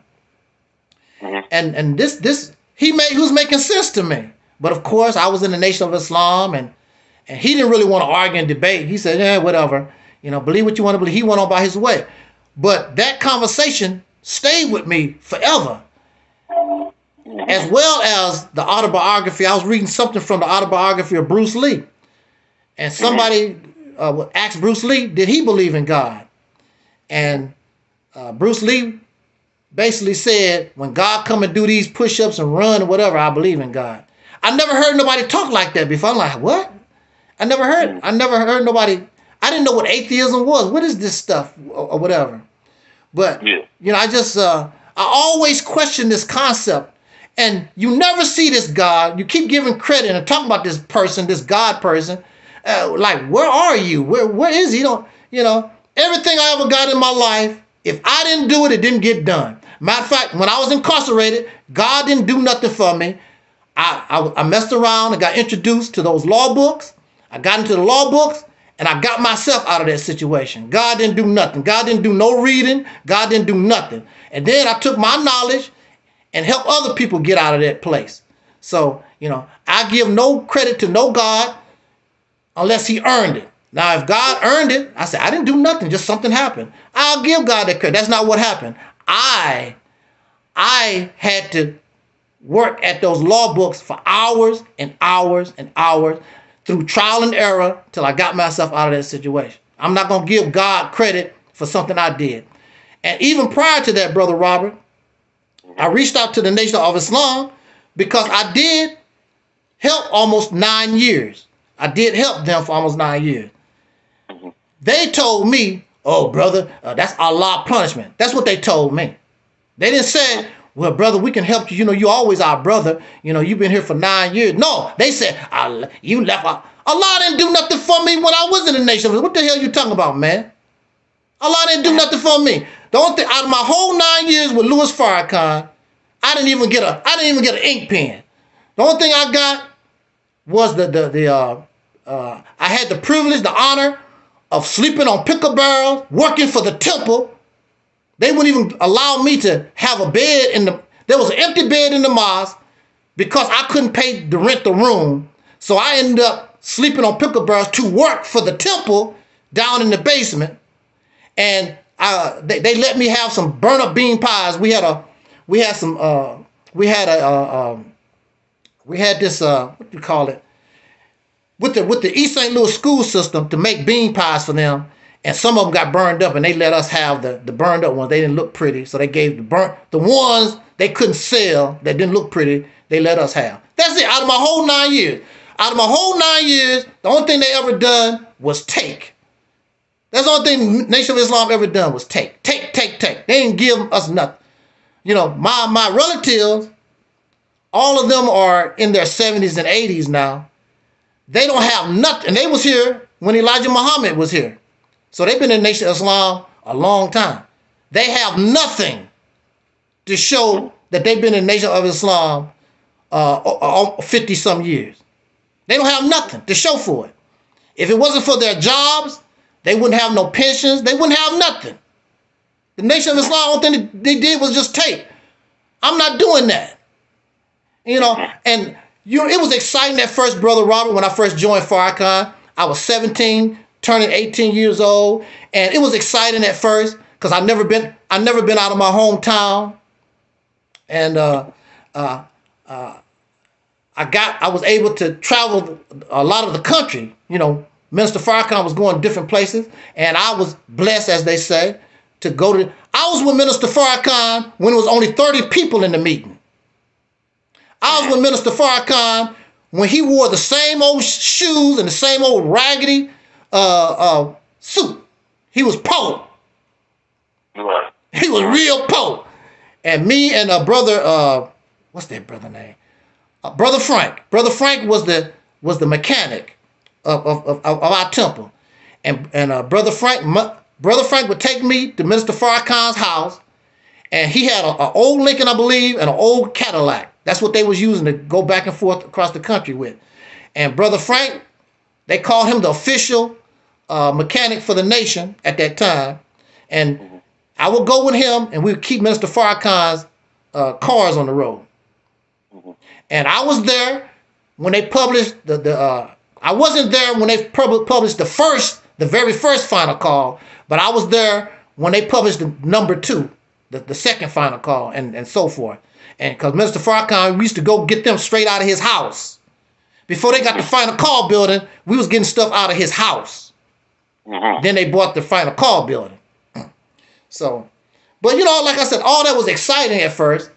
And I wouldn't take nothing back because I learned a lot of things. I met a lot of good people, things of nature. But as I grew, see, I was 18 years old. I never done nothing. I never been out of the state. I was in so all of it was exciting. Then you meet all these different people. You know, I was able to, you know, I said, because of Minister Farrakhan, you know, I met people like Bernie Casey, that actor, Ashford and Simpson, and I I was personal bodyguard for Jesse Jackson's daughter when he was running for president back in the day. You know, it was exciting for a long time.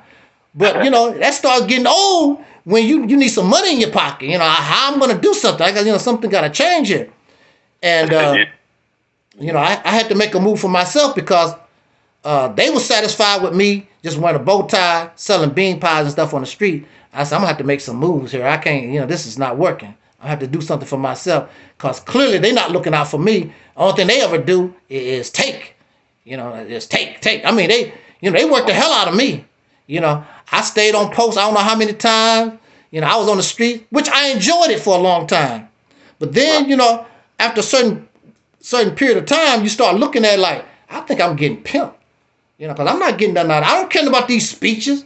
You know, the pretty speeches and whatever. We making these promises to the people in East St. Louis. Well, you know, you support the nation, and the Nation of Islam going to do this.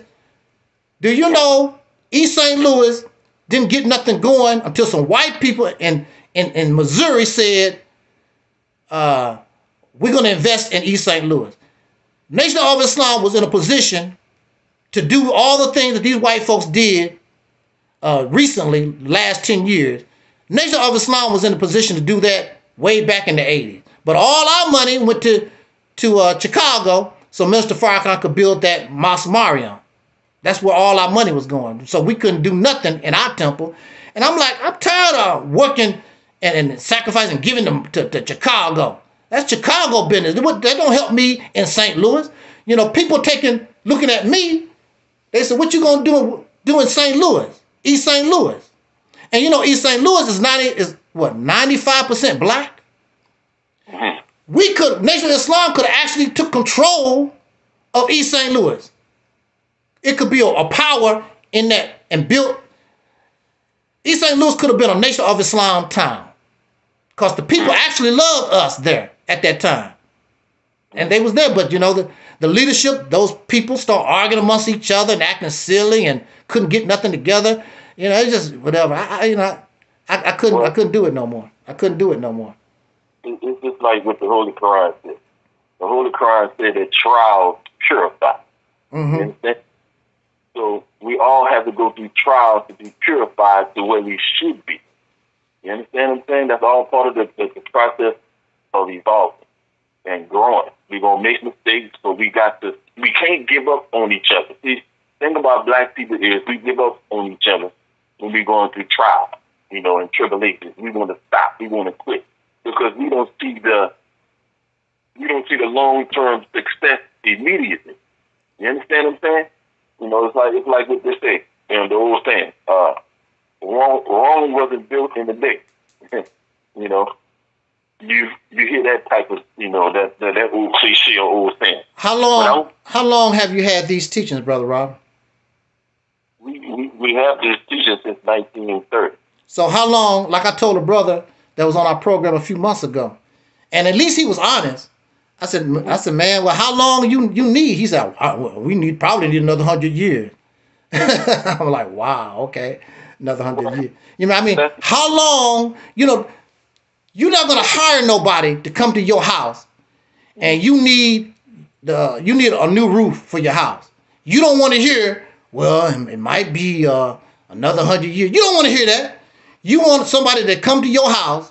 How much do it cost? How much time is going to take to get this new roof on my house? You know, people that talk that way are scammers. You'll never get your roof.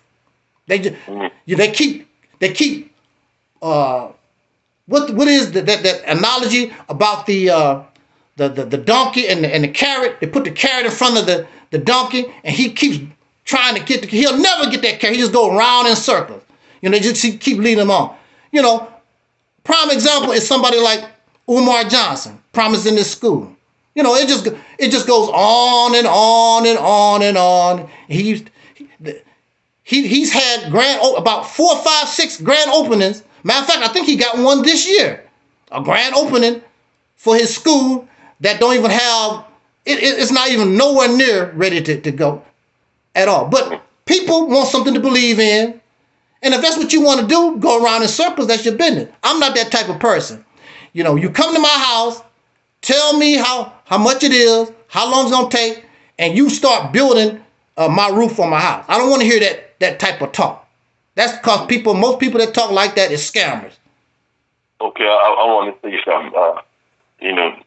Dealing with the school. The Nation of Islam, we got a University of Islam in Chicago and some on the West Coast too. Schools or whatever. So it's not like the Nation of Islam is taking our people's money and not putting it to use. We got farmland in Georgia and in Detroit, and Honorable Minister Louis Farrakhan, has acres of land that he's putting to use for us and selling us good, clean food that's not GMOs and all that other type of stuff. But let me get back to what you were saying about you being in jail. Yeah. And about how you got yourself out. Well, yeah. You say that you're not God, but I say you are God. Because Allah said in the Holy Quran, he said, he will never change the condition of a people until they change their own condition. So you are God. Allah is you. You are part of Allah. And when you act and do, you got out. No. You know what happened? See. You studied.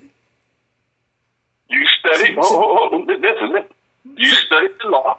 Right. You studied it, you understood it, and you executed it. So you are God because you got yourself out of that situation. And Allah said in the Quran, He will never change the condition of a people until they change their own condition. And that's what you did. Well, so I'll change your condition. You are part of Allah. No, I'm not part of Allah. I can't do that. See, okay. I've always been good. I've always been good in English and reading skills. And when you're dealing with the law and things of that nature, you have to be able to comprehend, those papers, the paperwork and all that type of stuff. I've always been good at that anyway. And if I was introduced to those things early in my incarceration, I probably could have got out earlier, but I was ignorant to those things.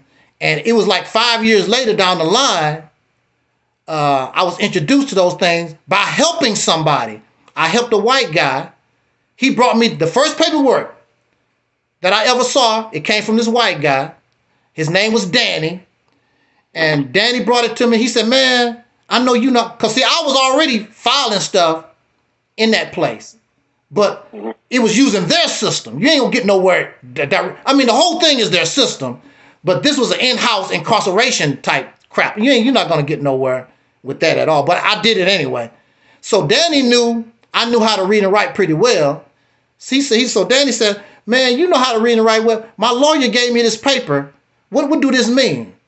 I said, what is this for, Danny? He said, it's to help me get out of here. Now myself and Danny, we in the same situation, except Danny was there voluntarily, and I was in there involuntarily. So we had a different, our situation was slightly different. But the paperwork, how you do those things, how you file, is the same. And so I helped Danny. Next thing you know, Danny was free. And Danny could have been gone a long time ago. His lawyers and his family wanted to keep him locked up in there. And so as long as he couldn't get no help, see, you have a right to file a petition for your freedom. Now for me, I can file for my freedom at the time twice a year. I didn't know that. By the time I learned, it was once a year. Danny could have filed any time because he was in there voluntarily.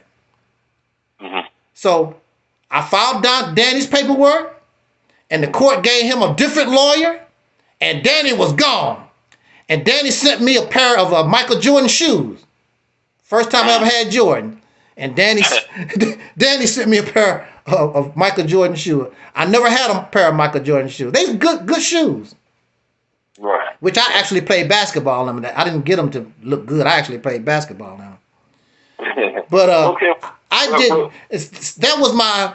Now, what caused me to come into the current direction where I'm at is when I heard Pastor Ray Hagan, and somebody told me, because see, I was in there clowning.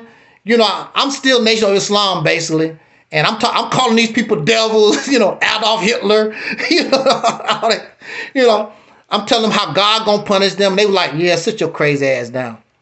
They did not care nothing about all that. Matter of fact, I had a private meeting with one of those doctors, and he told me outright. He said, if you don't sit your silly black ass down, you are here, do what you told, and we might let you out of here. All this nonsense, crazy talk that you're talking about. And he said, go ahead and tell people I talk to you like that. They don't gonna believe you. You're crazy. Do you see where you at, son? That's the way he talked to me. That's the way he talked to me. I was like, wow. You know, he said, obey, do what you're told. You know, he called me everything except the N-word. Yeah. And he told me, he said, calling us devils. He said, when it's all said and done, your ass gonna be in your room eating them old ass peaches from last lunch, and I'm gonna be at home with turkey and dressing with my family. I'm like, wow. He went off on me. And you know something? When he did that, I stopped complaining. I stopped calling them names because everything he said was true. It made me feel good to call them devil. It made me feel good to talk about God gonna do this to them. And I'm talking this stuff, ain't nothing changing. You know, time steady going. God ain't doing nothing changing. I'm watching a different staff. You know, the whole staff ain't changed. I'm like, wow, and I'm still sitting up in here. You know. Yeah, but the thing about it is, brother, God did do something. No, God didn't do nothing. You can give him the credit. I don't give God. Okay. If God did something for me, you prove that to me. Don't just say it for the sake of saying it. You tell me how God did it. Okay, let me do that. Okay. Now, you know, in the Nation of Islam, we believe that God came in the person of I don't want to talk about belief, Brother Robert. I don't want to talk about belief. Tell me how does God help me? Because I never seen the cat. Okay, listen. We say that he studied 42 years to deliver black folks, right? That's what we say. He studied 42 to deliver black people. And he came over here and he saw our condition and he went to work to change our condition. And he got one named Elijah Muhammad, who became his supreme student and minister. And when he left, Elijah Muhammad became the leader of the Nation of Islam, and he did things. He showed us how we can build a black nation of our own. Now, back to you. You say God didn't do nothing for you. Okay. Nope. Okay. Let's deal with that. We say Master Fard Muhammad studied 42 years. He studied. That's exactly what you did. You studied, and you gained knowledge. And once you gain knowledge, and you from your study, you was able to change your condition for the better. So again, you are God. No, I'm not God. No, I'm not God. Even when I was in the teachings, I never made that claim. I never talked that way. Even when I was in the nation, I didn't talk that way. I never claimed to be God. I taught the teachings, but I never went and told people that I'm God and I'm all this and blah blah blah. I never talked like that. I always was on the level. I always saw myself just as an ordinary type person. I just was looking for justice. All this talk about black man is God. I just want justice, freedom, justice, and equality. I don't need all this feel good teaching stuff. Black man is God and blah blah, because that don't help me. That don't help nobody. That don't help nobody do anything. If you want to help me, show us how to get out of this predicament once and for all. I shouldn't have to believe in I shouldn't have to believe in no God to come help me. I should be able to do it. If I'm God, what I'm waiting on Master Fard Muhammad for? I should be able to do it myself. Well, you putting the cart before the horse. You see, somebody had to come and teach us who we were first, in order for us to become what we always were. You understand what I'm saying? We've just been asleep to who we were. But somebody had to come and teach you who you are first, in order for you to be to have a chance at being yourself. That's why Elijah Muhammad taught us about knowledge of self. Knowledge of self. We didn't have the self before Elijah Muhammad came in. What is this self that we lack the knowledge of? Well, we didn't know who we were from Jump Street. We didn't know our origin in the world. We believed everything the slave master taught us. Like I said, they taught you and me that black people come from apes. Well, that's not actually the teaching. What Darwin said, that human beings came from out of a family of ape-like creatures. That's what they didn't say that we came from apes. That's not what Darwin taught. He didn't say that we came from monkeys and apes. He said that the actual Darwin theory, we came from the lineage, came from a ape-like type creature that spawned branches from that spawned the different branches that caused the modern humanity to come into existence. That's not they didn't say that we came from that people came from apes. That's not Darwinism. So I wanna correct that. I mean, because I hear that all the time. Apparently people didn't, and they taught us that in school, grade school. Because I don't remember. I'm like, Darwin never taught that human beings came from apes. He said it came from, and then this is another thing. All of us, if you go back to our origins in the womb as an embryo, when you look at you can go do a Google search. Look at all the embryos. All of them basically look similar. The turtle, the human, the chicken, all of us got to be born, developed in water. And we all look like some kind of little fish creature, embryo. Matter of fact, we actually are living water, and it's a little dirt that's holding us up. We're over 70% water. Because, my uncle, I forgot how much he was, but he was a tall person, pretty heavy type person. And he was cremated, and his ash was like 7 pounds or something like when they finished cremating. And that's all we are. We're nothing but living water. Without water, we die. Well, right. And that's exactly what the Holy Quran says. Yeah. It all comes from water. But it also talk about being made out of mud. Ain't no flesh made out of no mud. You can't make no life out of no mud. It made them out of dirt and mud and breathe. You can't make nothing out of no mud and no dirt. Well, mud is water mixed with black. Yeah, but see, if human beings is 70% water, mud is less than 70% water. So we can't be out of mud and dirt, especially just plain old dirt. You need water mixed in there. But mud itself is way less more mud in it than water. So we can't be made out of mud. Well, the Quran is saying that, but this is more to it than just that. I know it don't make any sense. That don't make any sense. It don't make any sense. It's actually talking about the self-creation of God when He created Himself. And who is telling this story? Who is telling this story? Because, see, my mother, I don't even know if my mother is my mother. Because I don't know if that's really my mother. A lot of people find out that the person they call their mother is a foster mother, or their grandmother is not their biological mother at all. Because we don't really know. We have to be told that. We had to be told that by somebody who was here to witness that, have an understanding of that. Who was here to say that God created Himself 66? How would God know that He created Himself 76 trillion years ago? There was nobody around. He wasn't around. How do He know that? It don't make any sense. Well, it's like this here. Elijah. No, you can't. You can't explain that one, bro. You can't. How is he gonna? How do you know how old you are unless somebody recorded and told you? You don't really know. Okay. Let me give you an example. Elijah Muhammad taught us about the moon being blasted from the earth 66 trillion years ago from high dynamite explosives. Mm-hmm. Okay.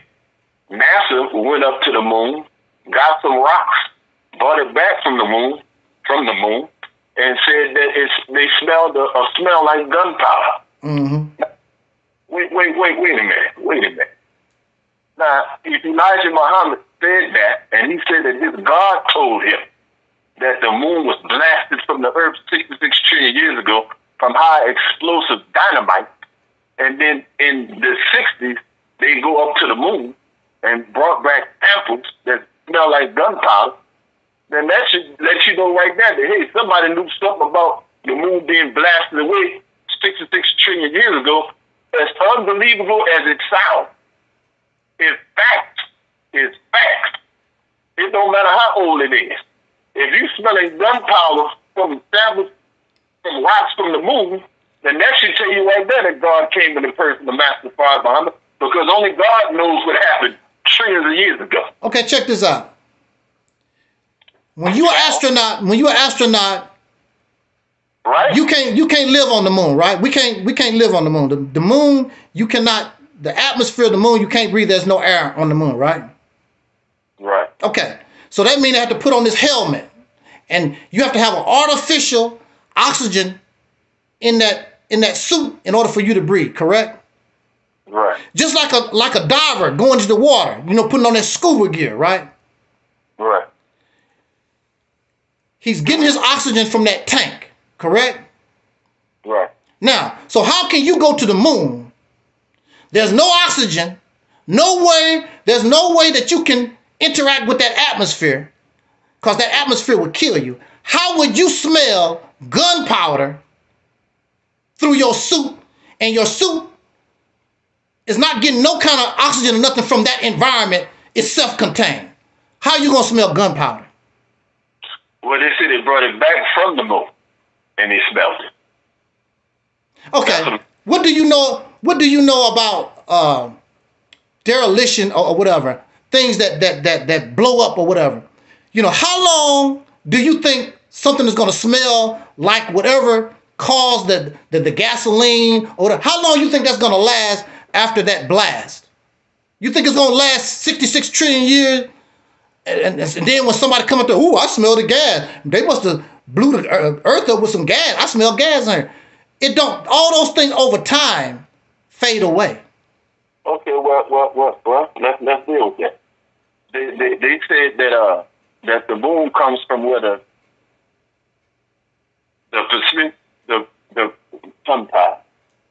Pacific Ocean comes from, right? They say it was blasted from that point. And the earth, the water stayed here, and a chunk of the earth went out, and the water stayed here. You're right. And the water was turning over as the blasted, and the water from the moon fell to this earth part called Earth, and that's what the Pacific Ocean is. So, but we was taught that this God was very angry with us because he couldn't get us to speak the same dialect. Right. You understand? So he decided to destroy us, to kill us, to destroy the planet. He wasn't trying to make a moon. He was trying to kill us all off. But he failed to do that. And as a result, we got the moon here, moon at the day. So you call look, so you call the white man the devil, right? Yes. But the white man ain't never try to blow the earth up and make another moon. Now you got a guy here that you call God, and he's holy and righteous person. This guy trying to kill everybody try to blow the planet up, but you don't call him no devil. Why you don't call him a devil? He did worse than the white people have done. He's trying to blow up everybody on the whole planet. Right. But you don't. Right. Why you don't call him a devil? Listen. I just told you that we came into the universe imperfect. The universe itself is imperfect. So the white man is just imperfect. Why you gotta call him a devil though? He's just imperfect. Well, why you gotta call him a devil? Because he didn't try to blow up the earth. Well, that's true. But today they got nuclear bombs all over the earth, white folks. So they do have the thought in mind to destroy this planet. They got the same thought he had. But it still wouldn't blow up the earth. It still wouldn't blow up the earth. They can assume or speculate anything. It'll kill a lot of life, but it wouldn't, their little nuclear weapons, whatever, it wouldn't even hurt the earth like that. As far as the earth is concerned, they're like, them idiots and killed themselves off. Oh, well, the earth will go right back to the jungles, the way that it was prior to human beings came here. That's what would happen.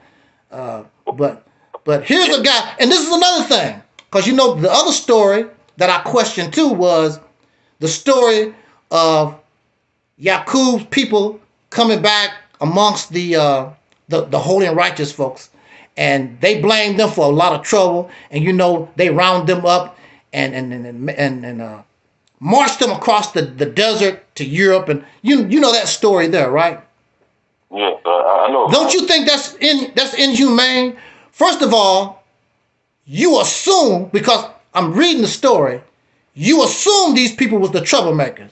The story don't say they just said they assumed that they was the troublemakers and they rounded them out. There was no trial. There was no jury. There was no justice.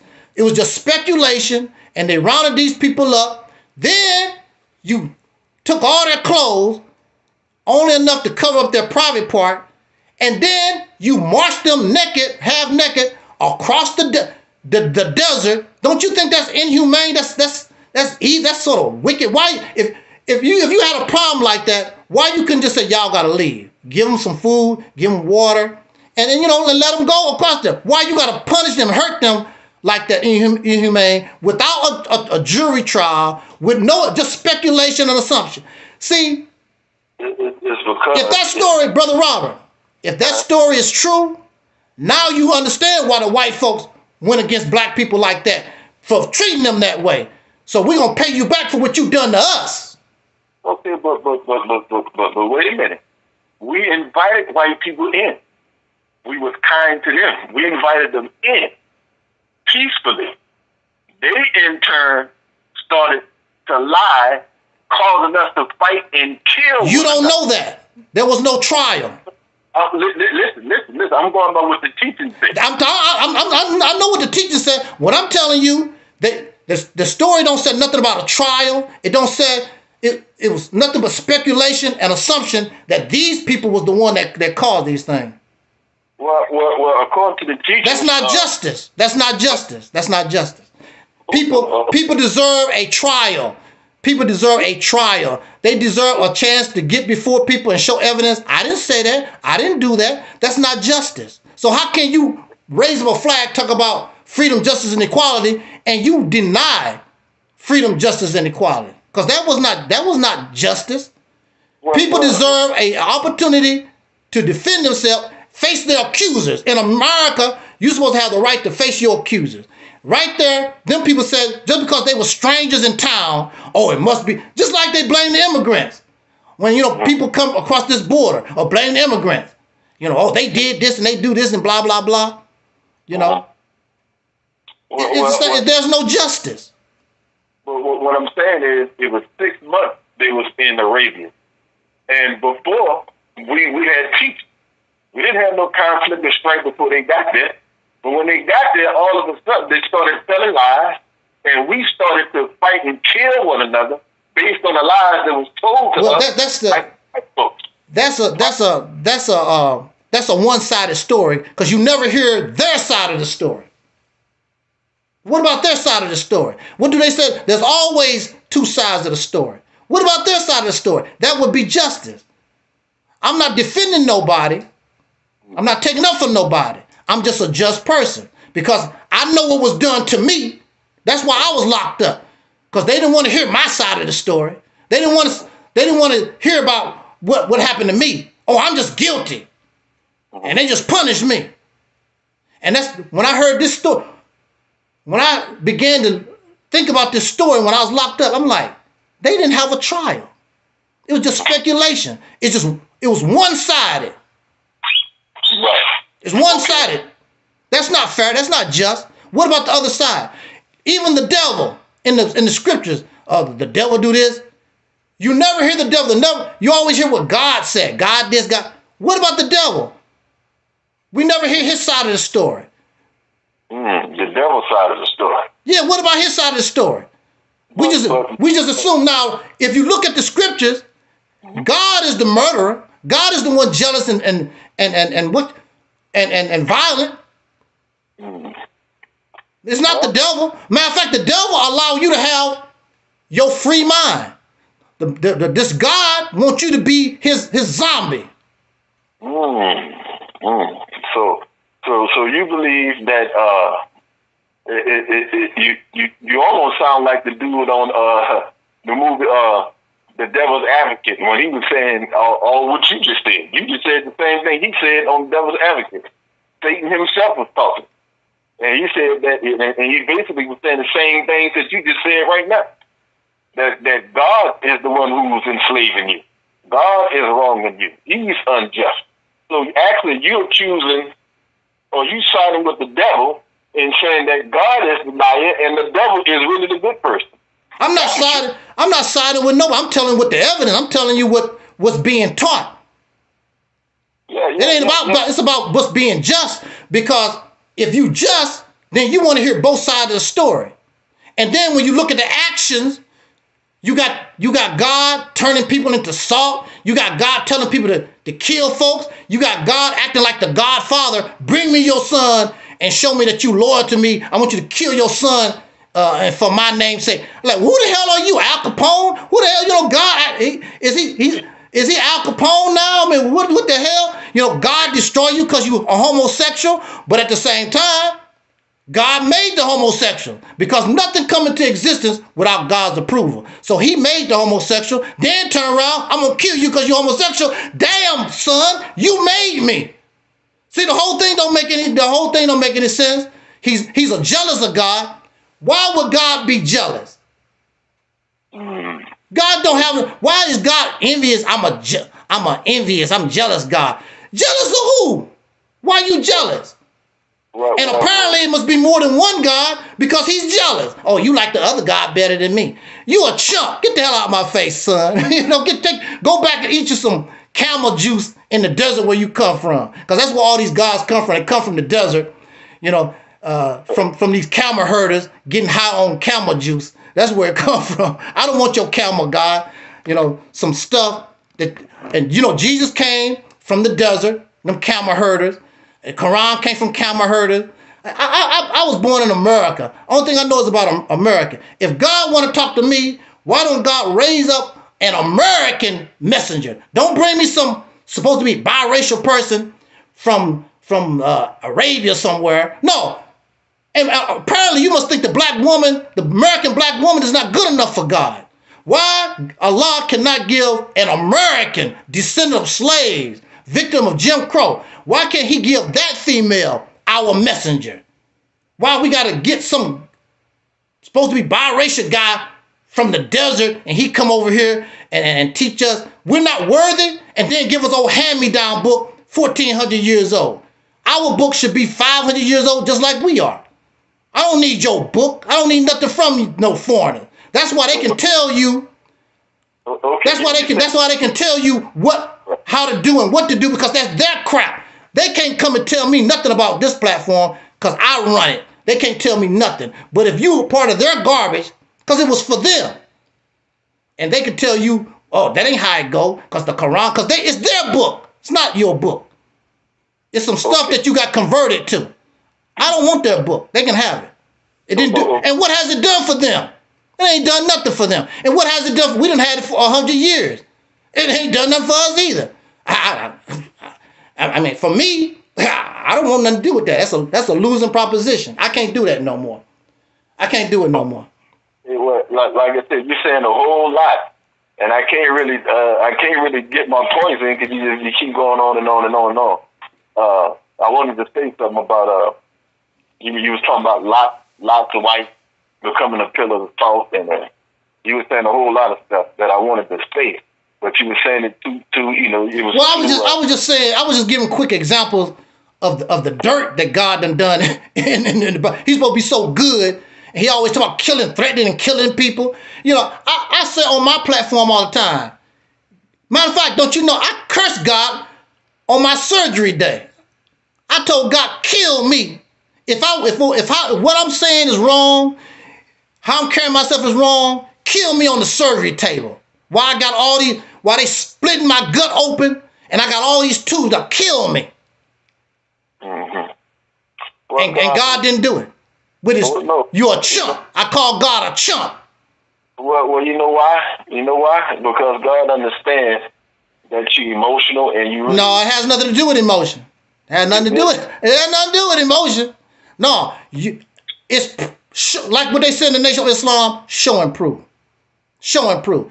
You making these claims and you saying this and that and that, show and prove. And these things have not been shown. You can believe anything that you want to. You know, to me, it's nothing but a big scam, because if somebody gonna put a roof on your house, they go ahead and put a roof on your house and you go about your business. You know, if you know what you're doing, if you know what you're doing, like I've had people come and do work for me. I give them their money, pay them half of the whatever they charging or whatever. They come out, boom, boom, boom. Especially these Mexicans. Them Mexicans are some bad boys. I have to give them their credit. They come in, boom, boom, boom, and go about their business. You know, that's the way we're supposed to be. We ain't supposed to be hanging around, waiting, talking about, oh, it's gonna take 100 years. Oh, it's gonna take 200 years. That's because you don't know what you're doing, or it's a scam. It's either two things. You don't know what you're doing, or it's a scam. It's only two things. I got a question for you. Let me ask you this question. Yeah. How many years did it take for America to become a nation? I don't know what it was. I really don't know. It didn't take that long, I don't think. Well, we was over here since 1555. Black people. But at the same time, it was not the intent for them to become no nation when they first got here. America was a corporation. It was a business. It was a business for Great Britain. That was not the intent to make no nation when they came here. The nation building started. The thought of building a nation came when these people over here was like, damn, we're doing all the damn work, and Britain getting all the damn rewards. The hell with that. That's when the nation building started. This place was a corporation when it first got started. It was everything they was doing was for in the name of the mother country. That's what it was. They did not come here to build a nation. They came here strictly for what is beneficial for England. So it wasn't a nation in 15 something. It was for the benefit of England, Great Britain. What was the purpose of slavery then? The purpose of slavery? Yeah. Well, of course, you know what the purpose of slavery.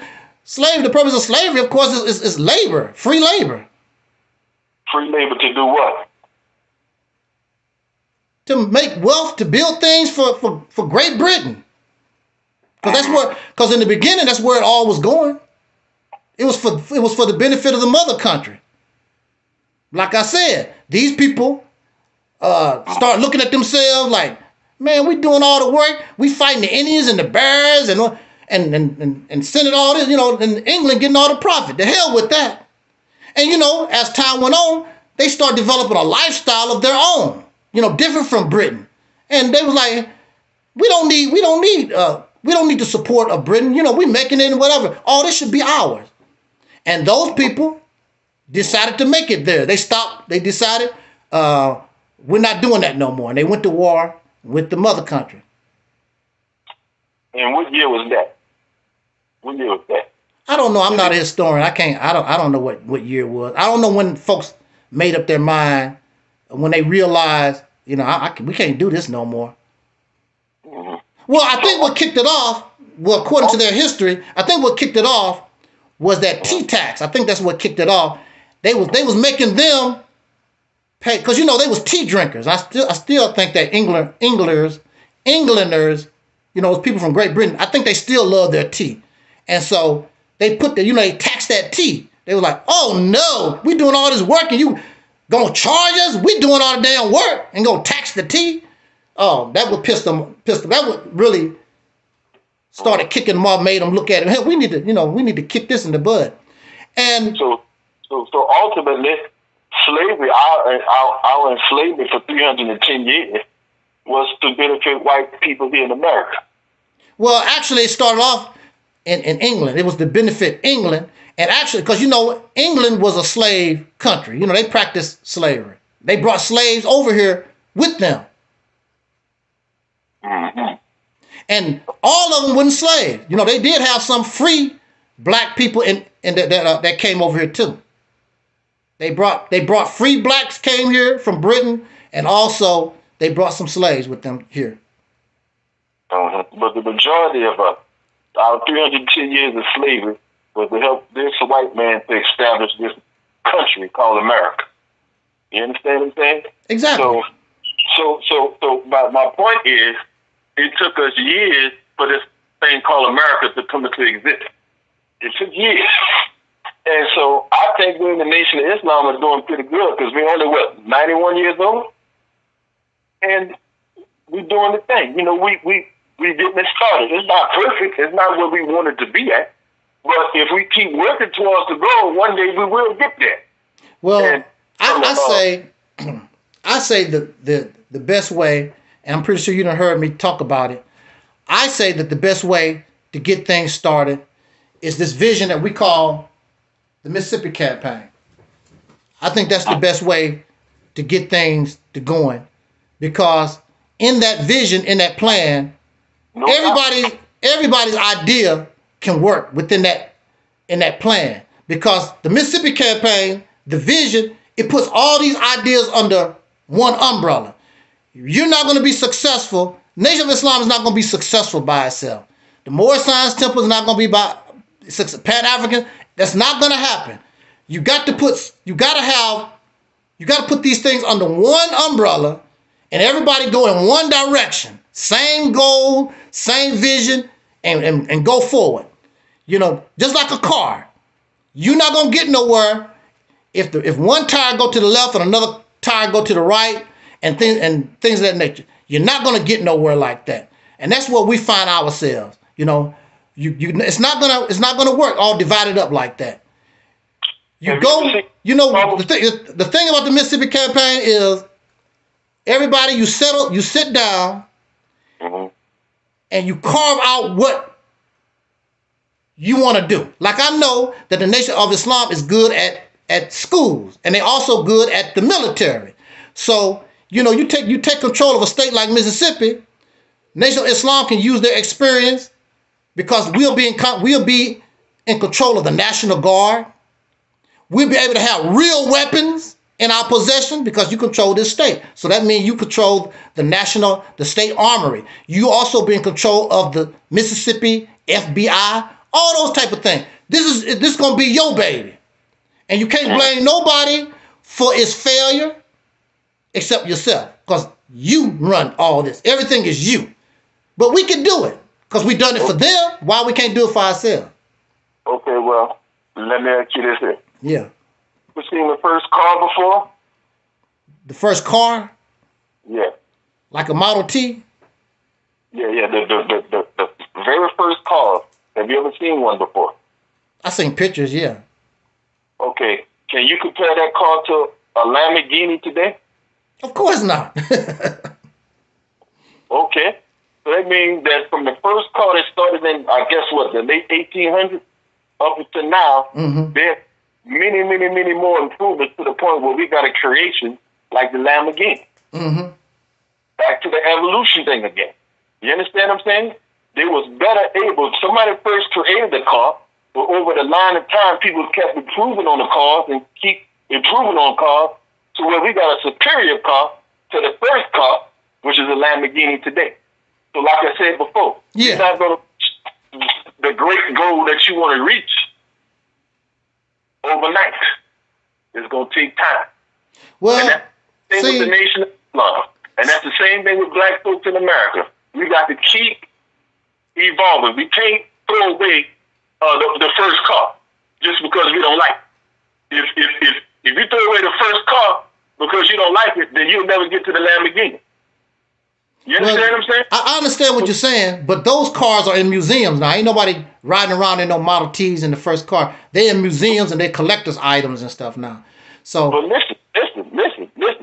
If they would have threw away the first car, say, hey, I don't like it, it's no good, I don't need it, then we wouldn't have a Lamborghini here today. Well, all the cars are still based upon, and the design, the basic foundation of cars is still the same.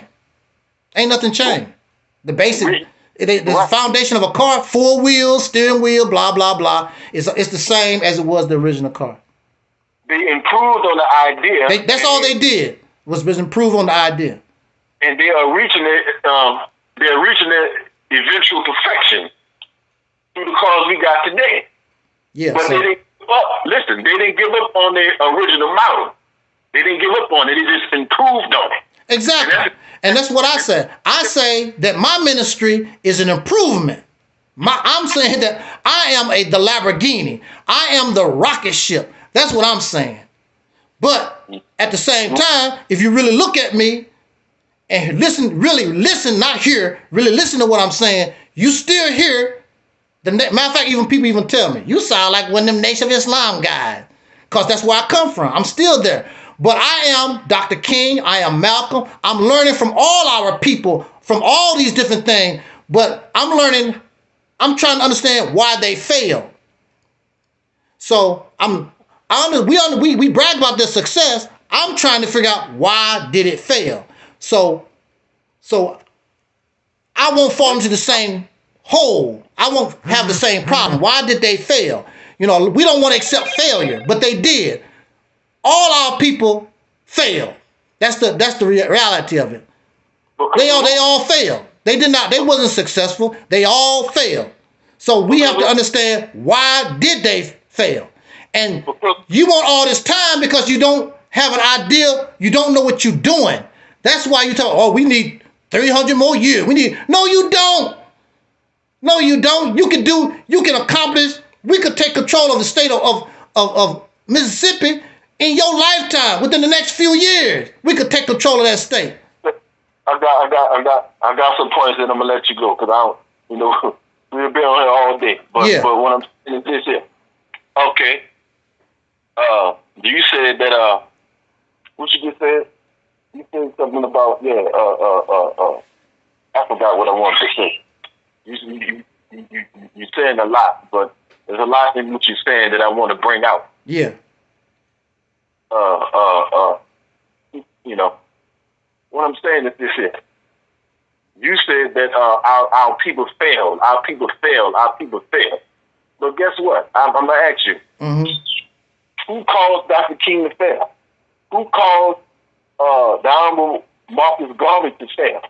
Who caused Dr. X to fail? Who caused that? Because Minister Farrakhan is still here. The Nation of Islam is still here. They haven't failed. They still here. That don't mean nothing. Because you still here, don't mean you didn't fail.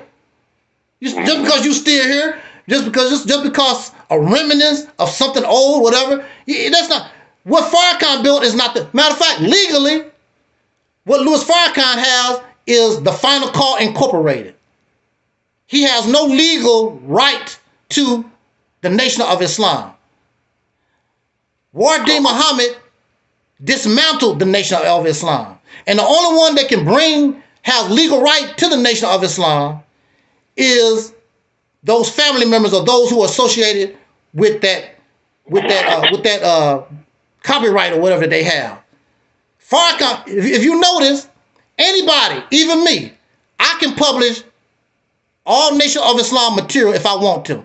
Because all Nation of Islam material is public domain. The family don't care nothing about it. Matter of fact, you don't even hear nothing about Elijah Muhammad's family even talking about none of this stuff.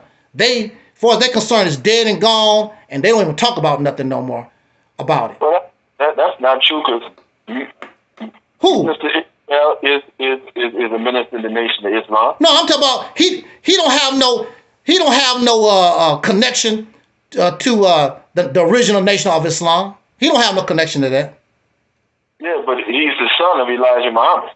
So he's still a part of Elijah Muhammad. Yeah, but he don't have nothing. Everything Farrakhan got, go look at all the material.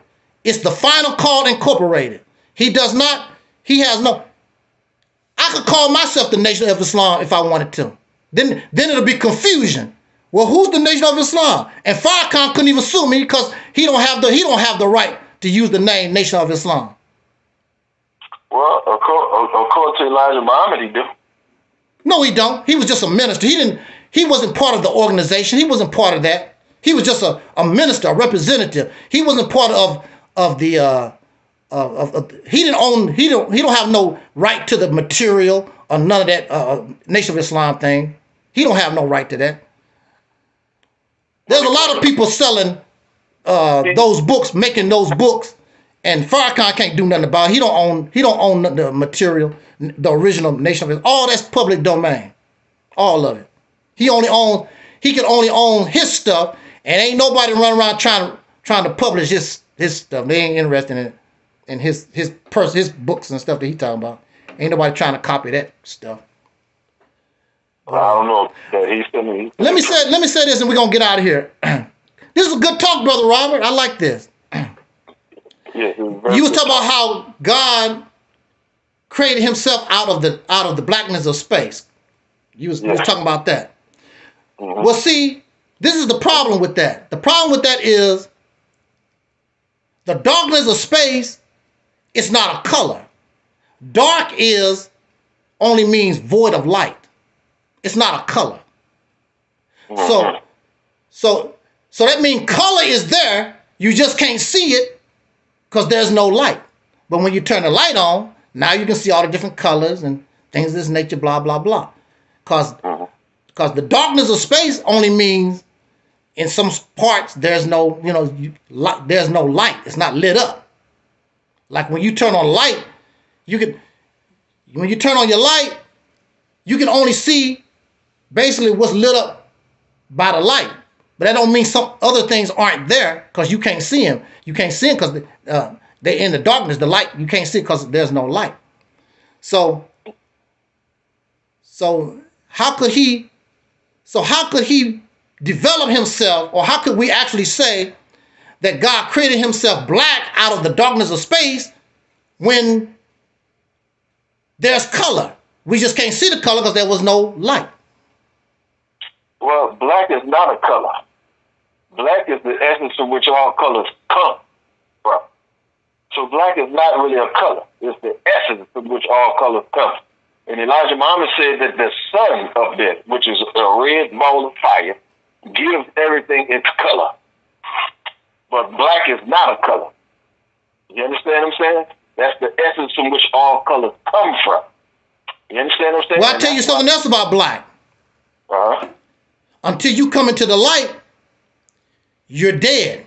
Because you're dead or underdeveloped. Until you come into the light, you underdeveloped or you're dead.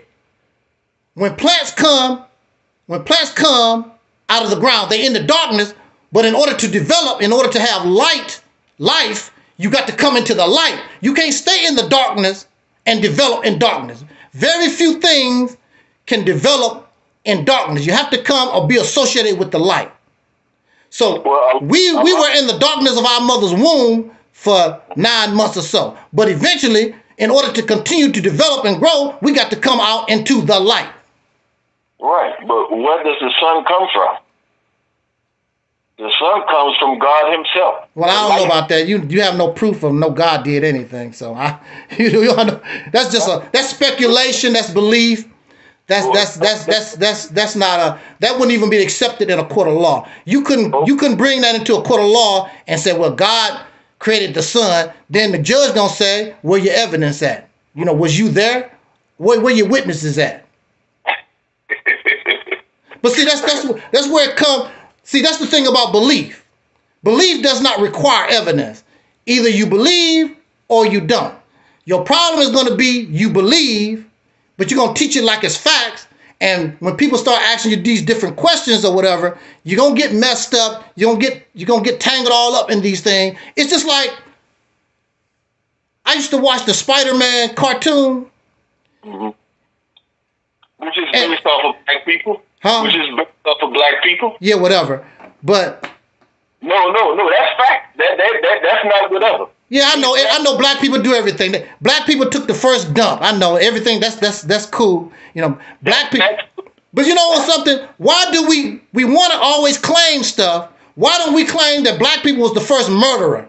Black people was the first rapist. Black people was the first killer. The first one that had STD. Why don't we talk about those different things? Why don't we say that black people started the first war? Things of that nature. Black people was the first ones that caused environmental destruction. Why don't you talk about those different things? Why we always got to talk about, black people did this and black.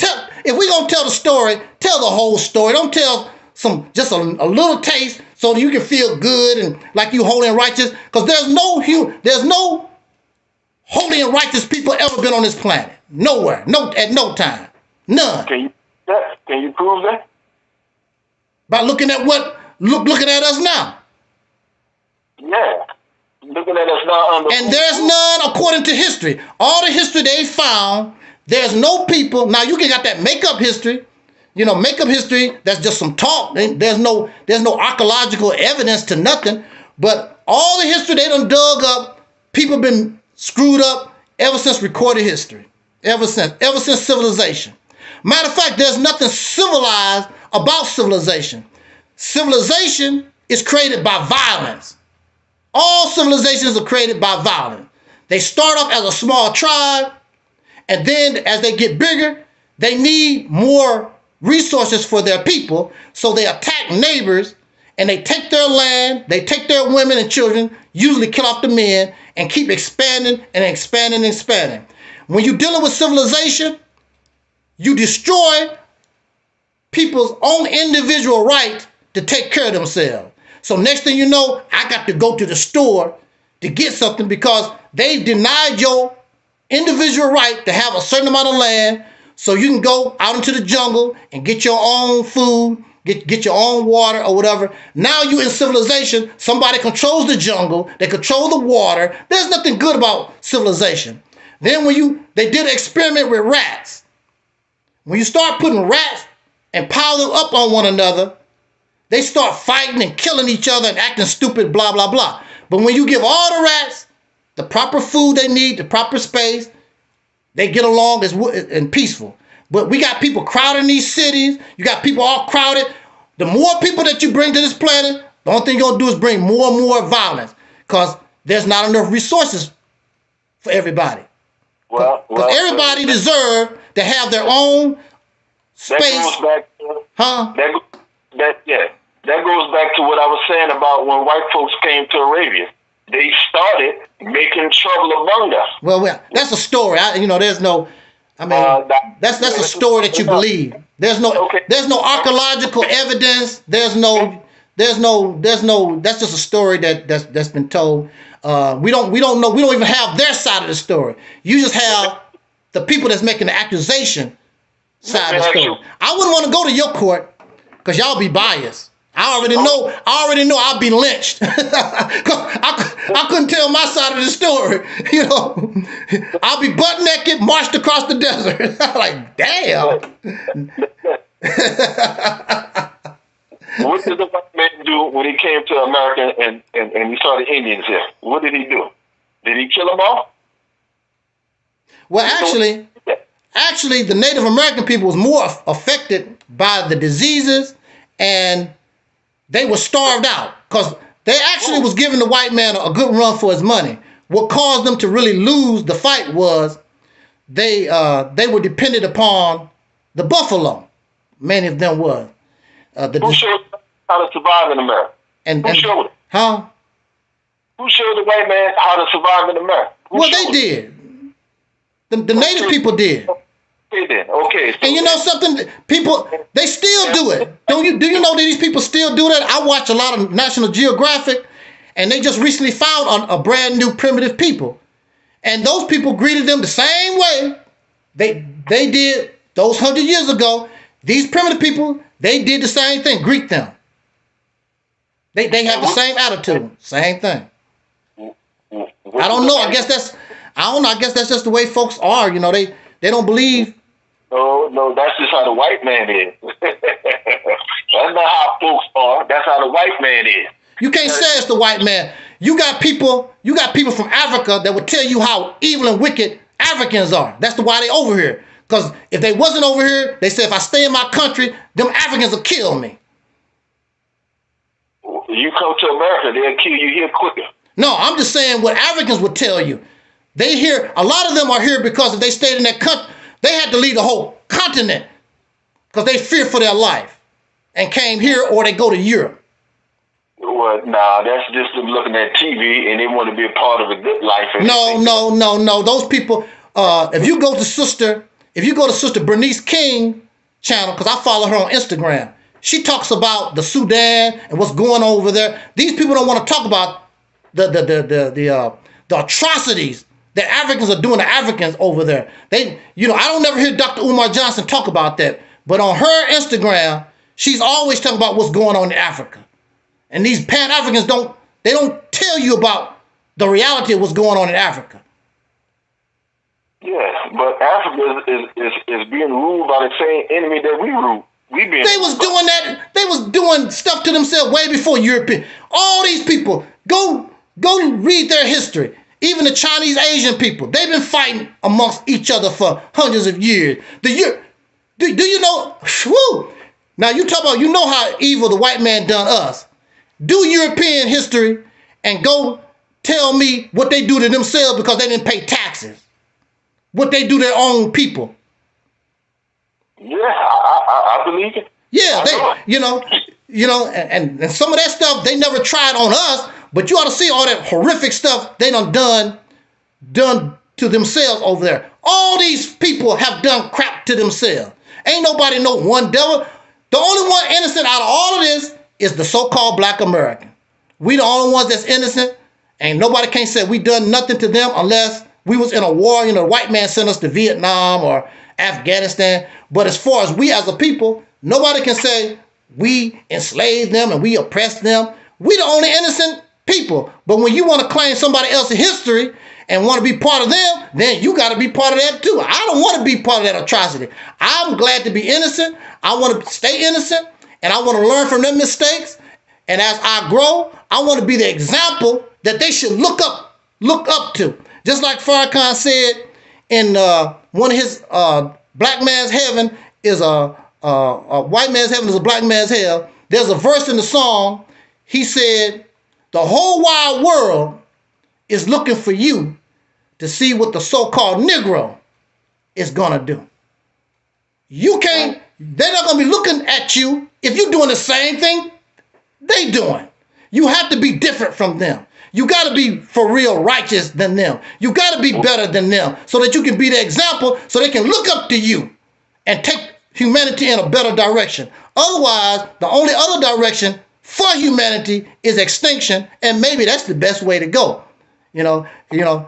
Just like Farrakhan used to say. I used to love when he used to say that. He said, you ain't no good on top of the ground. Maybe you do better under the ground. I used to love when he said that. I used to, you ain't no good on top of the ground. Maybe you do better under the ground. And I agree. Yeah. I agree. We don't want it true. Yeah, under the ground. And at the rate we going, I think we'll do better. And I think it'll be more honorable that we just go under the ground and be done with it. Because how we doing? We supposed to be so intelligent and gods and warriors. All these queens and all these names we give ourselves, and we don't live up to none of these things. Even the Muslim names. We get these Muslim names. You should respect that name as a Muslim. But you got people named Elijah Muhammad in prison right now. You got people with all these Muslim holy names. Ain't nothing holy about them. Well, you gotta let Allah do the judging. Well, he ain't around, so yeah, he around. No, he around. Oh, you said that every time that you see a black man, you see God. Yeah. I know because I was taught that. I know what the teachings is. I've been taught that ever since I was a child, so I know. Believe that though? Do you believe that? No, I don't believe that. I don't believe that. But for those who do believe it, I say that they're hypocrites because if you really believe that, how could they, if they really believe that the black man is God, how could they have done Malcolm X the way they did him? Okay, first of all, I got to say this here. You're not alone. A lot of black people believe that they're not gods, and that's why we're in the condition we're in. Our belief has to change. That's the problem. You don't see yourself as God. So if you don't see yourself as God, you will never be who you really are because you believe you're inward. No, I don't believe that either. What? I don't call myself that, and I check people real quick. Don't call me that. I'm not that. But a lot of black people do believe that. They really believe a lie from a white man that they niggas than to believe that they God from a black man. Well, some of us are acting niggardly. Some of us are acting that way. We're profane, we're nasty, we're vulgar, we're murderous, we slander, we gossip, all those different things. Matter of fact, who taught them to do that? Who taught them to do it? People do that. You don't have to be taught to do that. No. Who taught them to be murderers, liars, killers, drunkards? You don't have to be taught that. Who taught them? No. Who taught them for the last 470 years? You can go to any prison right now and ask them, who taught you how to shoot a gun, whatever, blah, blah. A lot of people taught themselves how to shoot a gun. They got mad and messed around and shot somebody. There's no class. You trying to say like the white man gave us a class on shooting guns and make sure you shoot yourself. That ain't how things go. People learn different skills. People kill you with their own bare hands because they get mad and angry. You don't have to, ain't no white man told your wife to cheat on you.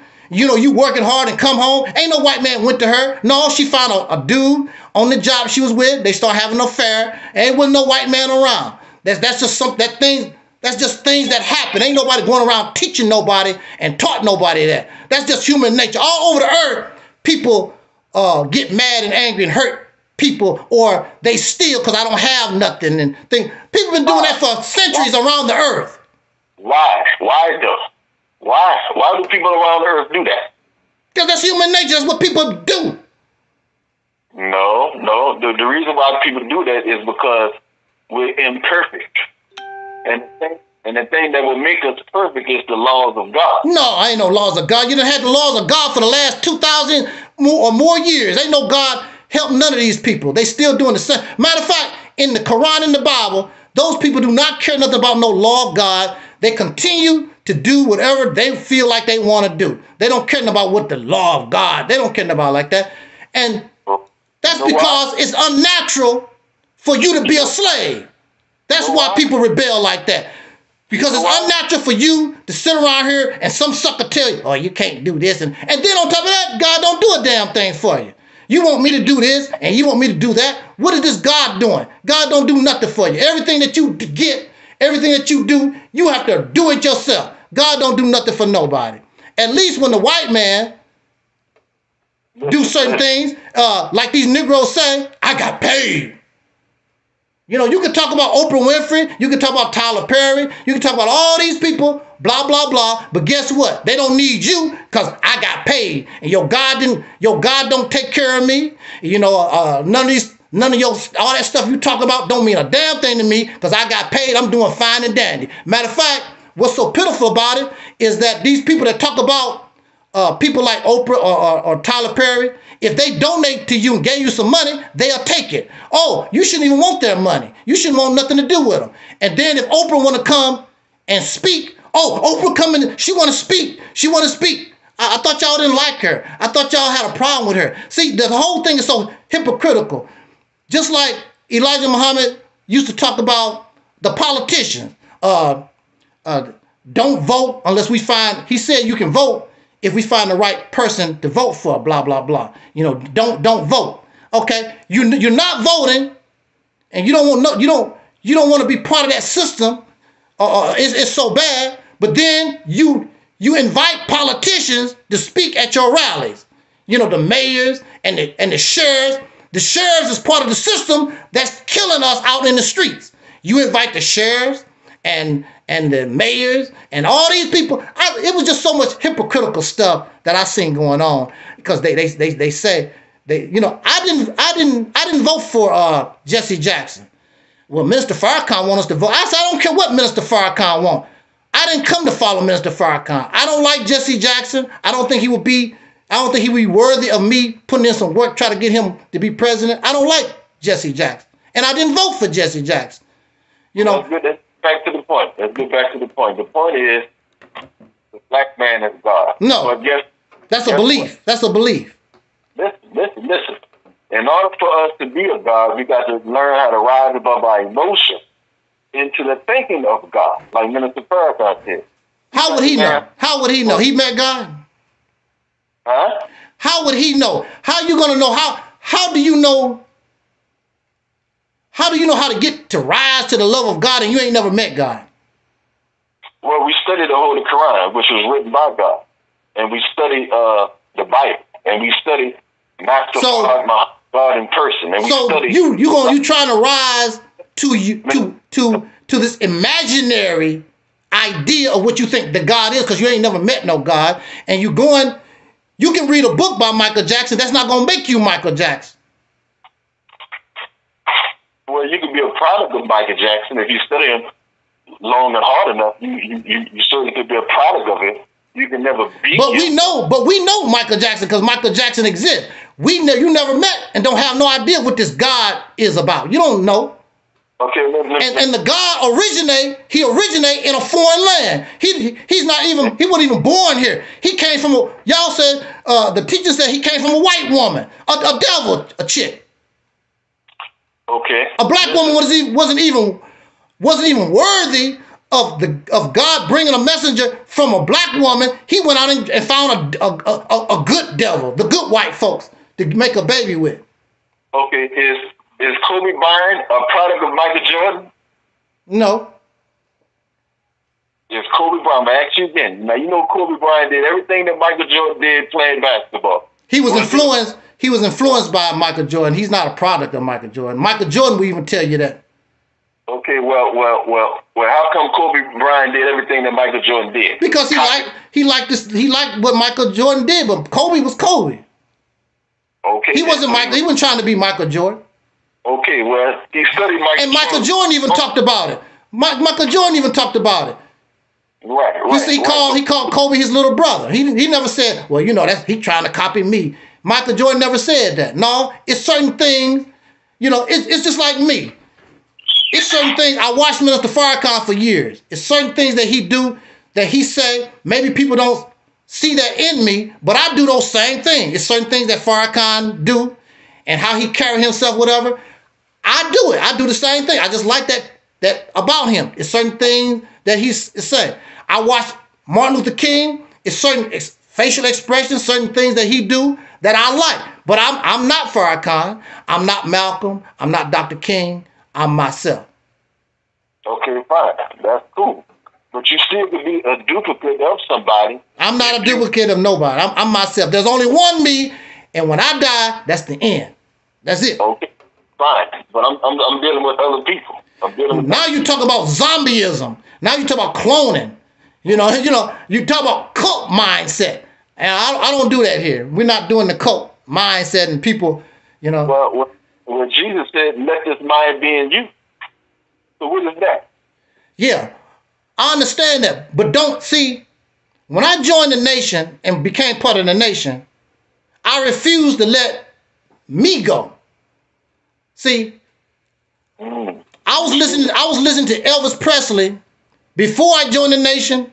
And when I was in the nation, if they was in the car with me, I was still playing Elvis Presley. Brother, you playing that devil music. I don't care I like Elvis from when I was a child, and I still gonna play my Elvis. You don't like it, don't ride with me. Who is Roy Hamilton? Who is that? Who? Roy Hamilton. Who is that? Roy Hamilton? Yeah. I don't know.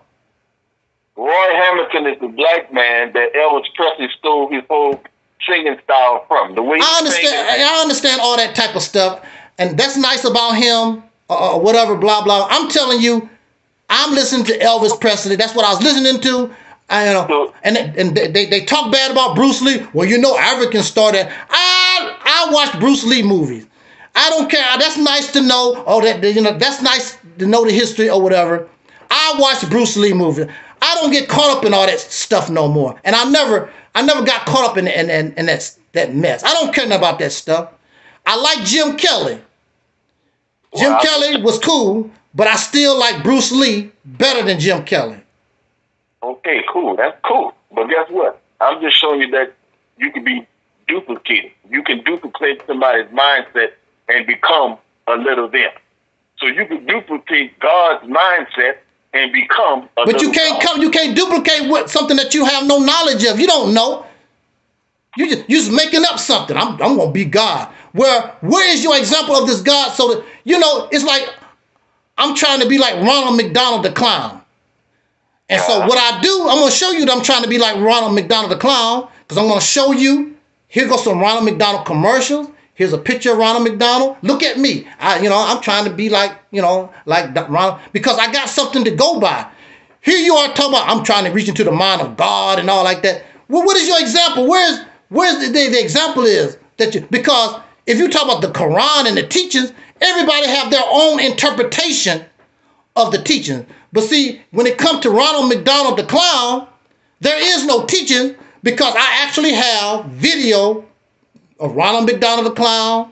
I have audio tapes, everything, and people can say you ain't like McDonald the clown. He never wore a green glove. And then you look at Ronald McDonald the clown. Yeah, you sure right. He don't wear no green glove. Well, I got to take the green glove off. I thought Ronald McDonald the clown. See, because I have an example. I have his real example. I have something to really go by. When we talk about these gods, I'm into the level of God. That's just some make-believe stuff. Because you don't know. Or what you're trying to do, most of you is trying to do is copy the living person that you admire. I'm trying to be like Farrakhan. So a lot of the brothers, some of them get their hair, they try to get their hair cut like Farrakhan, and when they speak, they try to talk like Farrakhan, and so, but because you don't know nothing about Master Farad Muhammad, you never met him. We don't even have an audio tape, and only one picture. See, that's amazing too. How can you be around and there's only one picture of Farad Muhammad? So they say, and it's not even a real picture, it's a painting. How can that be? How can that man be so famous, so many people follow him in the air, and nobody don't have no pictures of this guy? It's just this one painting that Elijah Muhammad. Well, you do know that after Farad Muhammad left, all that stuff went to hell, and everybody went their separate ways or whatever, blah, blah, blah. So I'm pretty sure a lot of those people, lost track of a lot of pictures and things of this nature and blah, blah, blah. And so when Elijah Muhammad came back to rebuild it, he wanted to bring his teaching, because Elijah Muhammad is not teaching the original teaching of the Nation of Islam. He's teaching his version of Farad Muhammad's teaching, because Farad Muhammad did not teach that he came in the person of God. He's in the person of God, that he's Allah. He didn't teach that. Matter of fact, he also taught the original Nation of Islam teaching. He taught human sacrifice. That's why he got in trouble in Detroit, because the original Nation of Islam teaching, he taught human sacrifice, and one of the members went out and actually done it. That's why he got in trouble in Detroit. That's why he got ran out of town. That's what the government put out there. No, that's what happened. That's what happened. That ain't what the government put out. That's what happened. Yeah, it happened, but Master Farad Muhammad didn't tell nobody to go kill nobody. No, he didn't. But that's part of the teaching. People have the original booklets that was out when because the name Nation of Islam is not even the Nation of Islam. That's Elijah Muhammad's name. It was called Allah's Temple of Islam. That was the original name, I believe. It was called Allah's Temple of Islam. That was the original name. And then when Elijah Muhammad came and raised it back up, he called it the Nation of Islam. It was not the original. That's not the original name. It was called Allah's Temple of Islam. Okay, so why was Elijah Muhammad so successful all these years? Well, I mean, you call it successful, but to me, it's not success. It's just somebody preaching, and people believe in the preaching, and we already, those teachings to people who are downtrodden sound good. Oh, you the God, and you did this, that. That sounds good to people. So, they was attracted to that. And it's still spooky, it's religious, and God gonna do this, and blah, blah. The only thing you did was go from one slave plantation to another. That's the only thing you did. People didn't realize that. That's the only thing they did was go from one slave. You went from the Christian, European, now to the Islamic Arab. That's all you did. You don't have nothing to yourself, because your brain is not good as the Arab. Your brain is not good as the European. God don't give a care about us at all. So we got to get other people's hand-me-down. If God want to talk to me, God will bring me my own holy book. I don't want your Quran. That's for you. I don't want your Bible. That's for you. God should bring me my own book, my own messenger, My own messenger born from a black woman. And that's why I say I'm the Lamborghini. I'm the new kid on the block. I'm the new world, because my mama blacker than I am. My daddy blacker than me. I am a descendant of slaves born in America. My people are victims of Jim Crow South, which I was born in the Jim Crow South. There's no doubt about me at all. There's nothing foreign about me. I am pure black American. I am a pure soul brother. And I have my own brain. I don't need nobody to run around here and tell me God said this. If I'm God, what I need them for? If I'm God, what I need them for?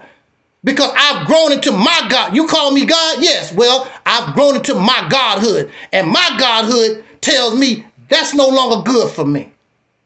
You've drank enough milk. You ate enough cereal. Now it's time for you for meat and potatoes. It's time for you a better diet, because you're an adult now. I don't need fairy tales. I don't need fiction and fantasy. I don't need that no more. I look at things realistically. And I'm not going to sell you something that's going to take thousands of years, hundreds of years. No, because I know what I'm doing. I'm telling you, if you do this and whatever, in your lifetime, in the next few years, you'll see results real quick. You don't have to wait no 100 years, 200 years, and 500 years. That's because, like I said, either you're a scammer or you don't know what the hell you're doing. And most of these folks, they don't know what they're doing. A lot of this stuff that we have is nothing but church. It has nothing to do with liberating the people. They use the black struggle to gain converts to the religion, converts to the ideology. It's not meant to liberate nobody. Because if it was meant to liberate somebody, we should be liberated by now. Listen. Yeah. What does liberation look like for black people? What it look like? Show me an example of that. An example of liberation would Black be people. You finally put yourself in a position where you can begin to provide for yourself the necessities of life. Food, clothing, and shelter. You should be able to do some of that on your own. And you should be able to bring water into your house your own. You should be able to produce your own electricity. All other necessary things. I mean, we can't, from where we're at now, this would take time to develop as things go on. But when you become fully liberated, means now you don't depend on nobody else for your substance. If for some reason they don't want to take care of you, or you don't have to depend on them. See, this is the way I look at it. Like if we control Mississippi. See, my philosophy is, if we don't produce it, we don't need it. That's the way I look at it. If we don't produce it, we don't need it. So I don't need to get nothing from no other state. I don't need to get nothing from China. Because if we're not producing it, I don't need it. And see, we're materialistic. And we're used to all these different things from all over the world. That's not how life used to be back in the day. At one time in America, a lot of these towns and cities were self-sufficient. They actually produced everything they needed in their area. But now we are materialistic and we're consumer-based and we get things from all over the world. No, we need to break that up. Learn how to live more simple. We don't need all this stuff. When you die, you can't take this stuff with you. So why do we need all this? You don't need no special house to live in. You just need a roof over your head. You don't need something fantastic and something costs thousands of dollars and things. You don't need all that. We need to learn how to live more simple. Stop being so materialistic. If we don't produce it, you don't need it. So if we don't produce bananas, we don't need it. When I was growing up, Brother Robert, because basically my people produce everything, as far as food and stuff was concerned, my people produced it all because they were sharecroppers. We produced all that ourselves. And the only time we had bananas or oranges or Brazil nuts was like Christmas time, because we didn't produce that. We couldn't grow oranges and bananas and Brazil nuts. So that was a treat, a special treat. Christmas time, we know, we're going to get a banana, we're going to get orange, because my people didn't, if they wasn't producing it, well, first of all, they couldn't afford to go out like that. They ate and did what we produced, consumed what we produced. You know, I asked my grandmother about the Great Depression, and I told her, you know, did they suffer during the Great Depression? She said, what Great Depression? She said they lived the way they always lived during the Great Depression. It didn't bother them none, because they was producing their own food, doing their own thing. What they talk about, tighten up your belt? They said they've been tightening up their belt when they was born. It's like, they didn't trip off. Now for white folks, you know, they was committing suicide and acting crazy, blah, blah, blah. But our people, you know, at that time during the Great Depression, it was good. Actually, you had an advantage being a sharecropper, because you was producing everything. You know, they had cows, had chickens, had pigs, had all this land to grow turnips and whatever. I used to go out in the field and pull turnips right out the ground. Didn't even wash the turnip off. You know, just dust the turnip off and ate the turnip like it was an apple right there in the field. Yeah. You know, when I was little, you know, in Mississippi. You know, I miss those days. Matter of fact, I'm going to tell you, the best days in my life that I remember is when I was a poor child and didn't know nothing. We just lived our life, and all the family members was there. We got along with one another, and life was simple. You know, life started getting bad when people started getting older and seeking material things instead of family and things of that nature. Plus, it was just a hard life. You know, that sharecropper life was a hard life, and my mother and her brothers and sisters, they had to get the hell out of there. They got tired of picking cotton and that farm life. They wanted to do something better. They got tired of it because they were slaves. But that's how they was making their living though. They was, you know, they got tired of that. So, you know, everybody started trying to get off the slave plantation. You know, they got tired of it. You know. I'm gonna end it with this. Okay. With this here, that there's nothing better than eating good organic food. Yeah. Right. To live. But Elijah Muhammad said this here, and this still stands today, that we want 9 or 10 states of our own, of fertile, minerally rich land, with an outlet to the state. That's what we want, that's what we need, and that's what we're going for. Mm-hmm. And the government must supply all of our needs for 20 to 25 years until we're able to go for ourselves. That's what this government owes us. Billions and trillions of dollars to get us started. And if they could do it for Israel, they've been doing it for Israel since 1948. If they could do it for them, they damn sure can do it for us here in America. But they're not. And that's what liberation looks like. Yeah. That's freedom, justice, and equality looks like. And that's what we got to strive for. America got 4 more years, man. And if you look at all the destruction that's happening this year, just this year alone, it's mind-boggling. You understand what I'm saying? God is making a statement that you're going to give our people, God speaking, my people, what you owe us. I've been hearing that for years, Brother Robert. I've been hearing that since I was a little boy. I understand you've been hearing that for years. Yeah. Noah preaching for years, too. Noah was preaching for a long time before the destruction came. You understand what I'm saying? So, but you're seeing signs of it right now. You look at LA, you look at the fires, you look at the plane crashes, you look at all this stuff that's happening over these last couple of weeks, just in January, and it's just getting started. So I'm just letting you know. I'm not impressed by it because, see, I'm a realistic. I mean, planes crash. You know, they've been having fires in Los Angeles and in California for decades. California even sit on a fault line. Scientists say that California, one of these days, is going to probably suffer the big earthquake. It'll be so strong that it'll probably crack California away from the rest of the country. That's how strong, that's what they expect that's going to happen to California anyway. You know, there's a lot of things here have nothing to do with God. They've been going on for whatever. Planes crash. I mean, you know, that's nothing special. You know, blizzards. All this stuff there's nothing out of the ordinary. I don't see nothing out of the ordinary. If you want to show me something out of the ordinary, tell me in the middle of summer that a big blizzard, God gonna bring a blizzard to Washington D.C.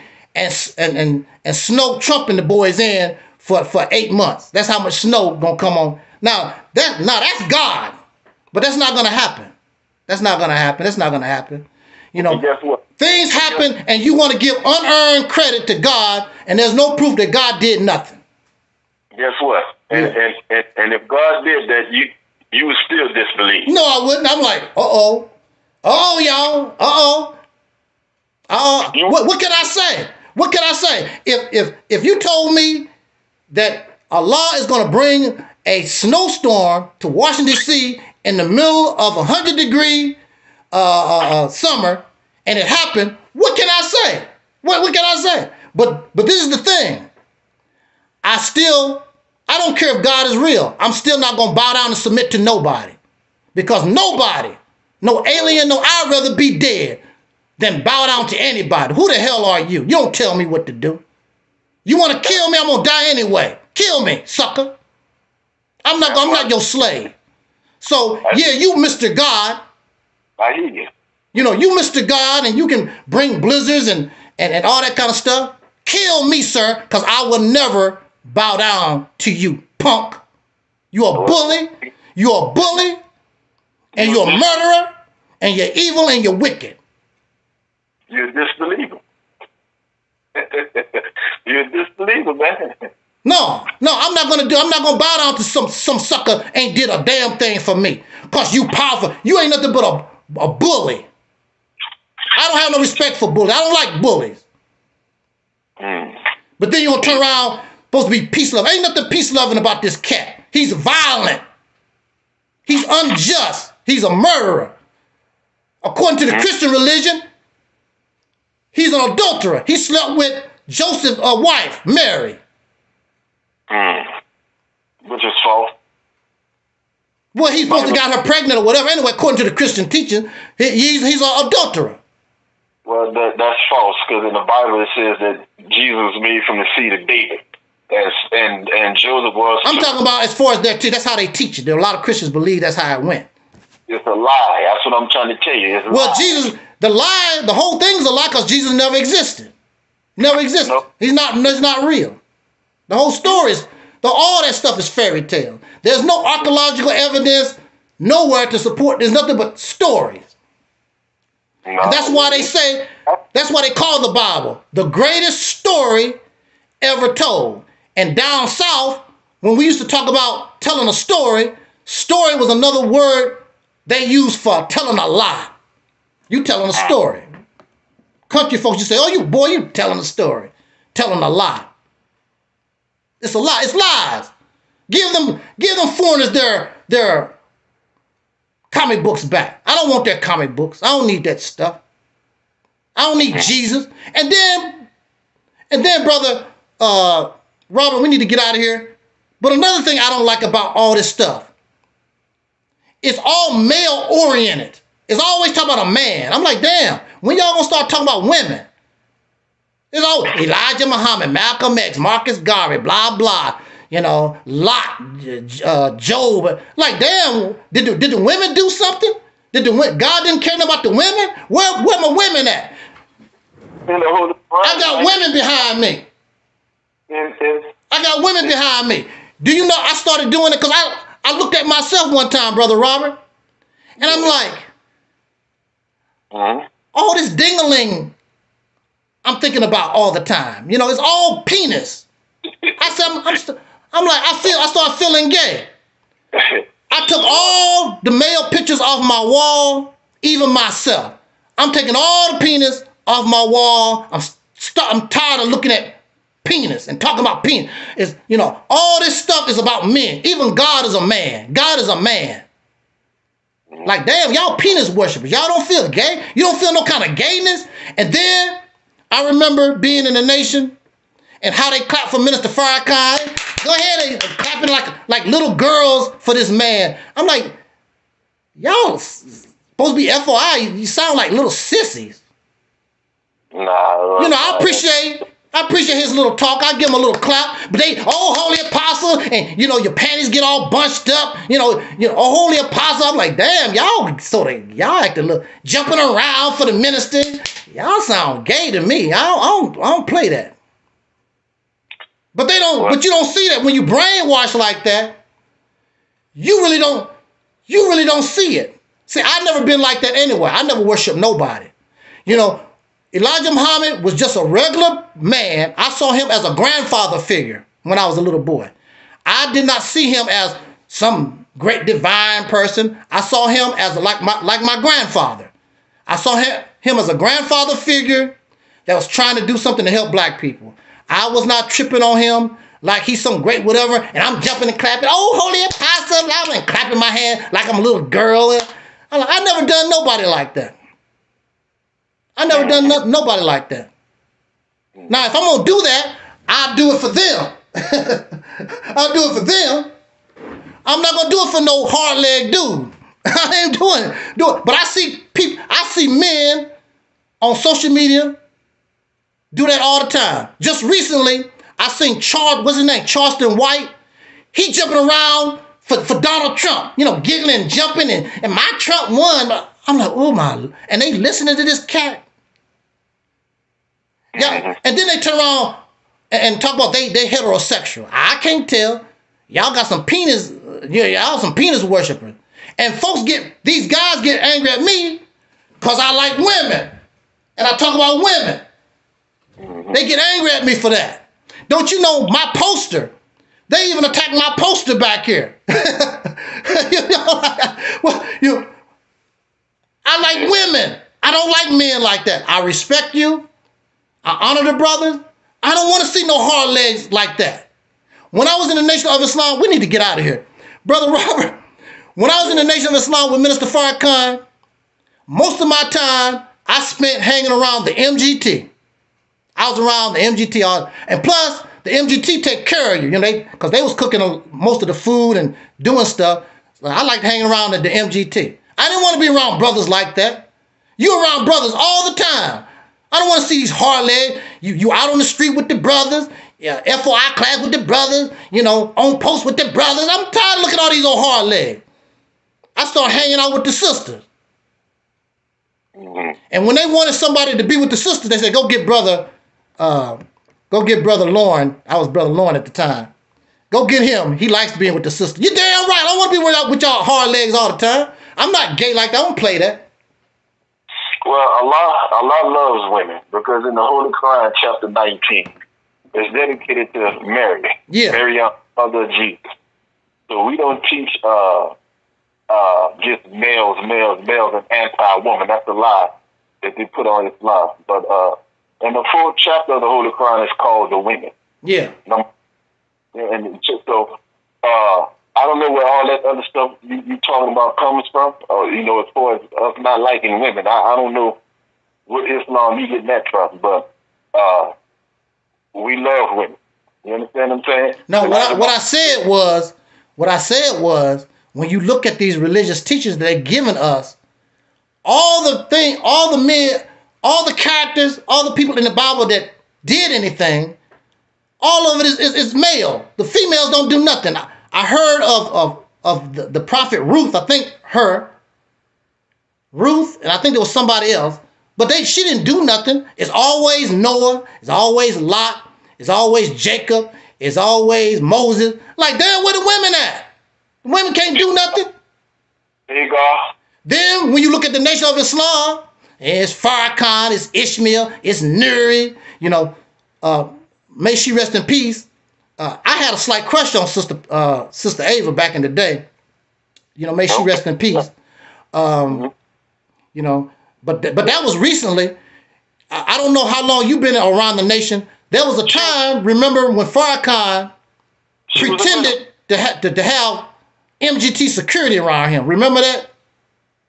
Okay, what about it? That didn't last long. Next thing you know, it's right back to the regular FOI stuff. That didn't last long. Well, like I said, but Minister Ava, she was a minister over Mott. She was the first woman minister in the world. She was the first and only Muslim woman in the world. Minister. Do you know how long she had been with that man before she became some kind of minister? Do you know how long she'd been with him? For decades. Yeah, and she was teaching for decades too. She was the MGT Supreme Captain for years. Yeah, but she was teaching for years too. Yeah, but she she still wasn't treated like they do men. It's nice, but they don't treat the women the way they do the men, regardless. They don't do that. She was a minister over Atlanta, Georgia. And even she's a minister and she's a female, but the only people she got to talk about is Jacob, Moses, Elijah Muhammad, Master, all men. She's a female minister and can't even talk about her own gender in her belief. All of it is about what the men do and the man did. I'm like, that's too much penis for me. I can't. You know, if that's how y'all roll, go ahead. I can't do that. That's too much penis for me. Thinking about men and whatever about men every day. Penis, I worship penis. I can't do that. I can't do it. I can't do it. You know. Well, it sound gay to me. It sound gay. And matter of fact, when you go study them Arabs, they will show you how gay it is, because they have homosexual relations and stuff like that in them Arab countries and stuff like that. They buy male prostitutes over there in Arabia. Yeah, well, that's why they're not the true Muslims. They are the true Muslims. You the Johnny come lately. No. You the Johnny come lately. They done had the stuff for 1,400 years. You the Johnny come lately. You the one that just come out the woodworks trying to have the nerve to tell them, just like these Christian black people try to tell these white folks about Christianity. They the ones that gave it to you. We're the true Christians. How are you the true Christian? They the ones gave it to you. If it wasn't for them, you wouldn't even have it. If it wasn't for them Arabs, you wouldn't have nothing. And see, for me, I don't care, because I'm just like James Brown. I'm getting up, do my own thing. And what I got is better than what you got. That's why when they come here and challenge what I got, they got to fall down. They gotta do. Another one bites the dust. Do. That's what's gonna happen to them. Okay. Okay. On that note, though, we got to get out of here, Brother Robert. We need to set it up so that you can come back again. And like I say, brother, you can come here and just talk. I don't have to say nothing. It can be your show. You can just come here and teach. Yeah. Cause that don't bother me at all. I'm not like these other people. I do it with people all the time. I let people come here. Now, unfortunately, I had people that came here and did that, and they stabbed me in the back, slandered my name. Put my address on the line and lied on me. I'm like, damn. See what you do when you try to help somebody. But that don't stop me from keep doing what I do, because some bad apples came through. I still keep doing it, because in this way we get to talk to one another. We get to talk to one another and because we have more in common than we do in difference. And we should concentrate on what we have in common and what we can agree upon. But we concentrate on what we don't like and who cares about? We already know what you don't like, what you don't agree with. Let's concentrate on what we can agree on and work on that and move forward. The black man is God. And that don't bother me. If you want to be God, that don't bother me. But don't force that on me, because I myself, I don't feel that way. I'm just Brother Taalik. That's all. I'm nothing special. And in fact, I'm grateful, because I thought I wasn't even gonna be here in 2025. I thought 2020 it was gonna be the end of my time on Earth. Back in 2020. Cancer diagnosis. So, and I'm still here. I'm still here. I don't know how many people I done seen come and go, since 2020. I'm still here. That's by Allah's grace and permission, you're still here, man. And you know something, and that's what I tell people. Don't get angry at me, get angry at Allah. Get angry at Allah, because I asked Allah. I made a video back in 2020. Brother Robert, I was making videos in my hospital bed with hoses in my nose. And I went on video, and ask Allah, if I'm saying something wrong, whatever, go ahead and kill me. I'm done. You know, I'm not scared. You're going to die anyway. What's there to be scared of? You know, it's just over for me. But if I'm still here, then the people got to look at it like, and mind you, there's a lot of people that wanted me dead. There's a lot of people that said they was praying to Allah that I die, and I'm still here. And I'm still strong. I don't know who would do that and pray for Allah to kill you. Well, they did it. They wanted they said God, you know, they wanted God to kill me, and then when I die, they said they're gonna come to my grave and spit on it. Like, damn, and they Muslim. One of them was a Muslim. I'm like, damn, y'all some hateful people. You know, but Muslims not supposed to be like that. You know, Muslim not supposed to carry yourself like that. And, you know, I like you, Brother Robert. You've always been respectful, even though you disagree on certain points or whatever. And it's a lot of people. I'm a FOI veteran. Regardless whether you like it or not, I helped Minister Farrakhan. If you with Farrakhan, I was there in the early days to help that man so you could be where you at today. And only 2 people gave me my credit. They said, brother, I don't agree with a lot of things that you say and blah, blah, blah. But I got to respect you for being there when I wasn't able to be there so I could be where I'm at today. Only 2 people did that to me. And they never said, they just left me alone. They didn't come on my page, you a hypocrite, Allah gonna kill you and blah, blah. They didn't do stuff like that. See, that's a Muslim. That's a Muslim. And you said black man is God, so it don't make no difference whether you like me or not. If I'm God, you have to respect me because I'm still God whether you like it or not. That's right. And apparently, Allah want me here. And apparently, if what I'm saying, Allah is allowing me to say what I say. That's right. So, and maybe there's a reason for it. You might not know the reason. Yeah. But a Muslim just leave me alone, like they should have did Malcolm. Just leave him alone. But they couldn't do that.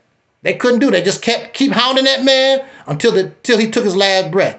That's not Islam. That's not Islam. If you don't like that man, like this, leave him alone. Right. But those people in 1965 couldn't do it. They were so filled up with hate. But see, they only exposed them. They didn't expose Malcolm. They exposed themselves. And see, that's a blemish on the Nation of Islam record that will never be erased. They always gonna have to, you killed Malcolm. They always gonna have to deal with that situation. Should have just left the man alone. Well, not really, because people gonna see that the Nation of Islam didn't kill Malcolm. They're gonna see. Well, these youngsters. Now, I talked about that situation, and whenever I talk, I know I'm respectful, but I heard people like Young Pharaoh. I mean, they call Elijah Muhammad all out his name. I mean, really nasty, vulgar, nasty things. You know, that's not even necessary, but that's how a lot of these youngsters, you know, that's how they talk. Where is he now? I don't know, probably in the crazy house. And life ain't treating him too good. Matter of fact, he talking about getting a transgender woman. I seen a video where young Pharaoh talk about these women ain't nothing. I'm gonna get me a transgender woman. I'm like, whoa. So you know he done fell down. You know, what they said, the chastisement of Allah. That's really the chastisement of Allah. When you talk bad about Elijah Muhammad, you gonna suffer that type of fate, something like that. But there's no reason. You can talk about people and be respectful. You don't have to talk. He call them all these different names and, you know, just nasty and profane. That's not necessary. And in fact, see, people always can tell me about the negative things they feel I say about Minister Farrakhan, but they never talk about when people try to lie on that man and I correct them. I've had people come here because they think that I hate Farrakhan or something, which I don't. But they come here and they try to say certain things about that man. I'm like, I never heard of that before. Where's your proof? Where's your evidence? Oh, you gonna change your mind about Farrakhan? I ain't changing my mind about nobody. I'm talking about where's the proof? Where's the evidence? Mm-hmm. If you don't have no proof, no evidence, don't come here trying to bash that man, slander that man, and you don't have no kind of evidence, no kind of proof. I don't do that. Mm. And so, so they disappear. I don't do that. Mm. If you're telling the truth, or I think that you're telling the truth, you got some evidence, okay, we will entertain that. But don't tell no lies on no people. I don't play that. That's an outright lie. No, that didn't happen. That's not. I don't believe that. Okay, well, we're gonna wrap this up. Yeah, we out of here, y'all. It's going on 4 hours. This broadcast is much appreciated. Thank you so much, Brother Robert. Thank you so much, Brother Robert, for joining us. And I hope that you would join us again in the future. I thank you. Wonderful conversation. I believe that the people are really gonna like our talk. And thank you, everybody, for joining the program. Facebook, YouTube, everybody in the clouds, and those who will be listening to this broadcast at a later date. Much appreciated. For myself, Brother Robert, as our ancestor Don Cornelius used to always say in parting, we wish you love, peace, and soul. We are Audi 5000. Peace. Peace.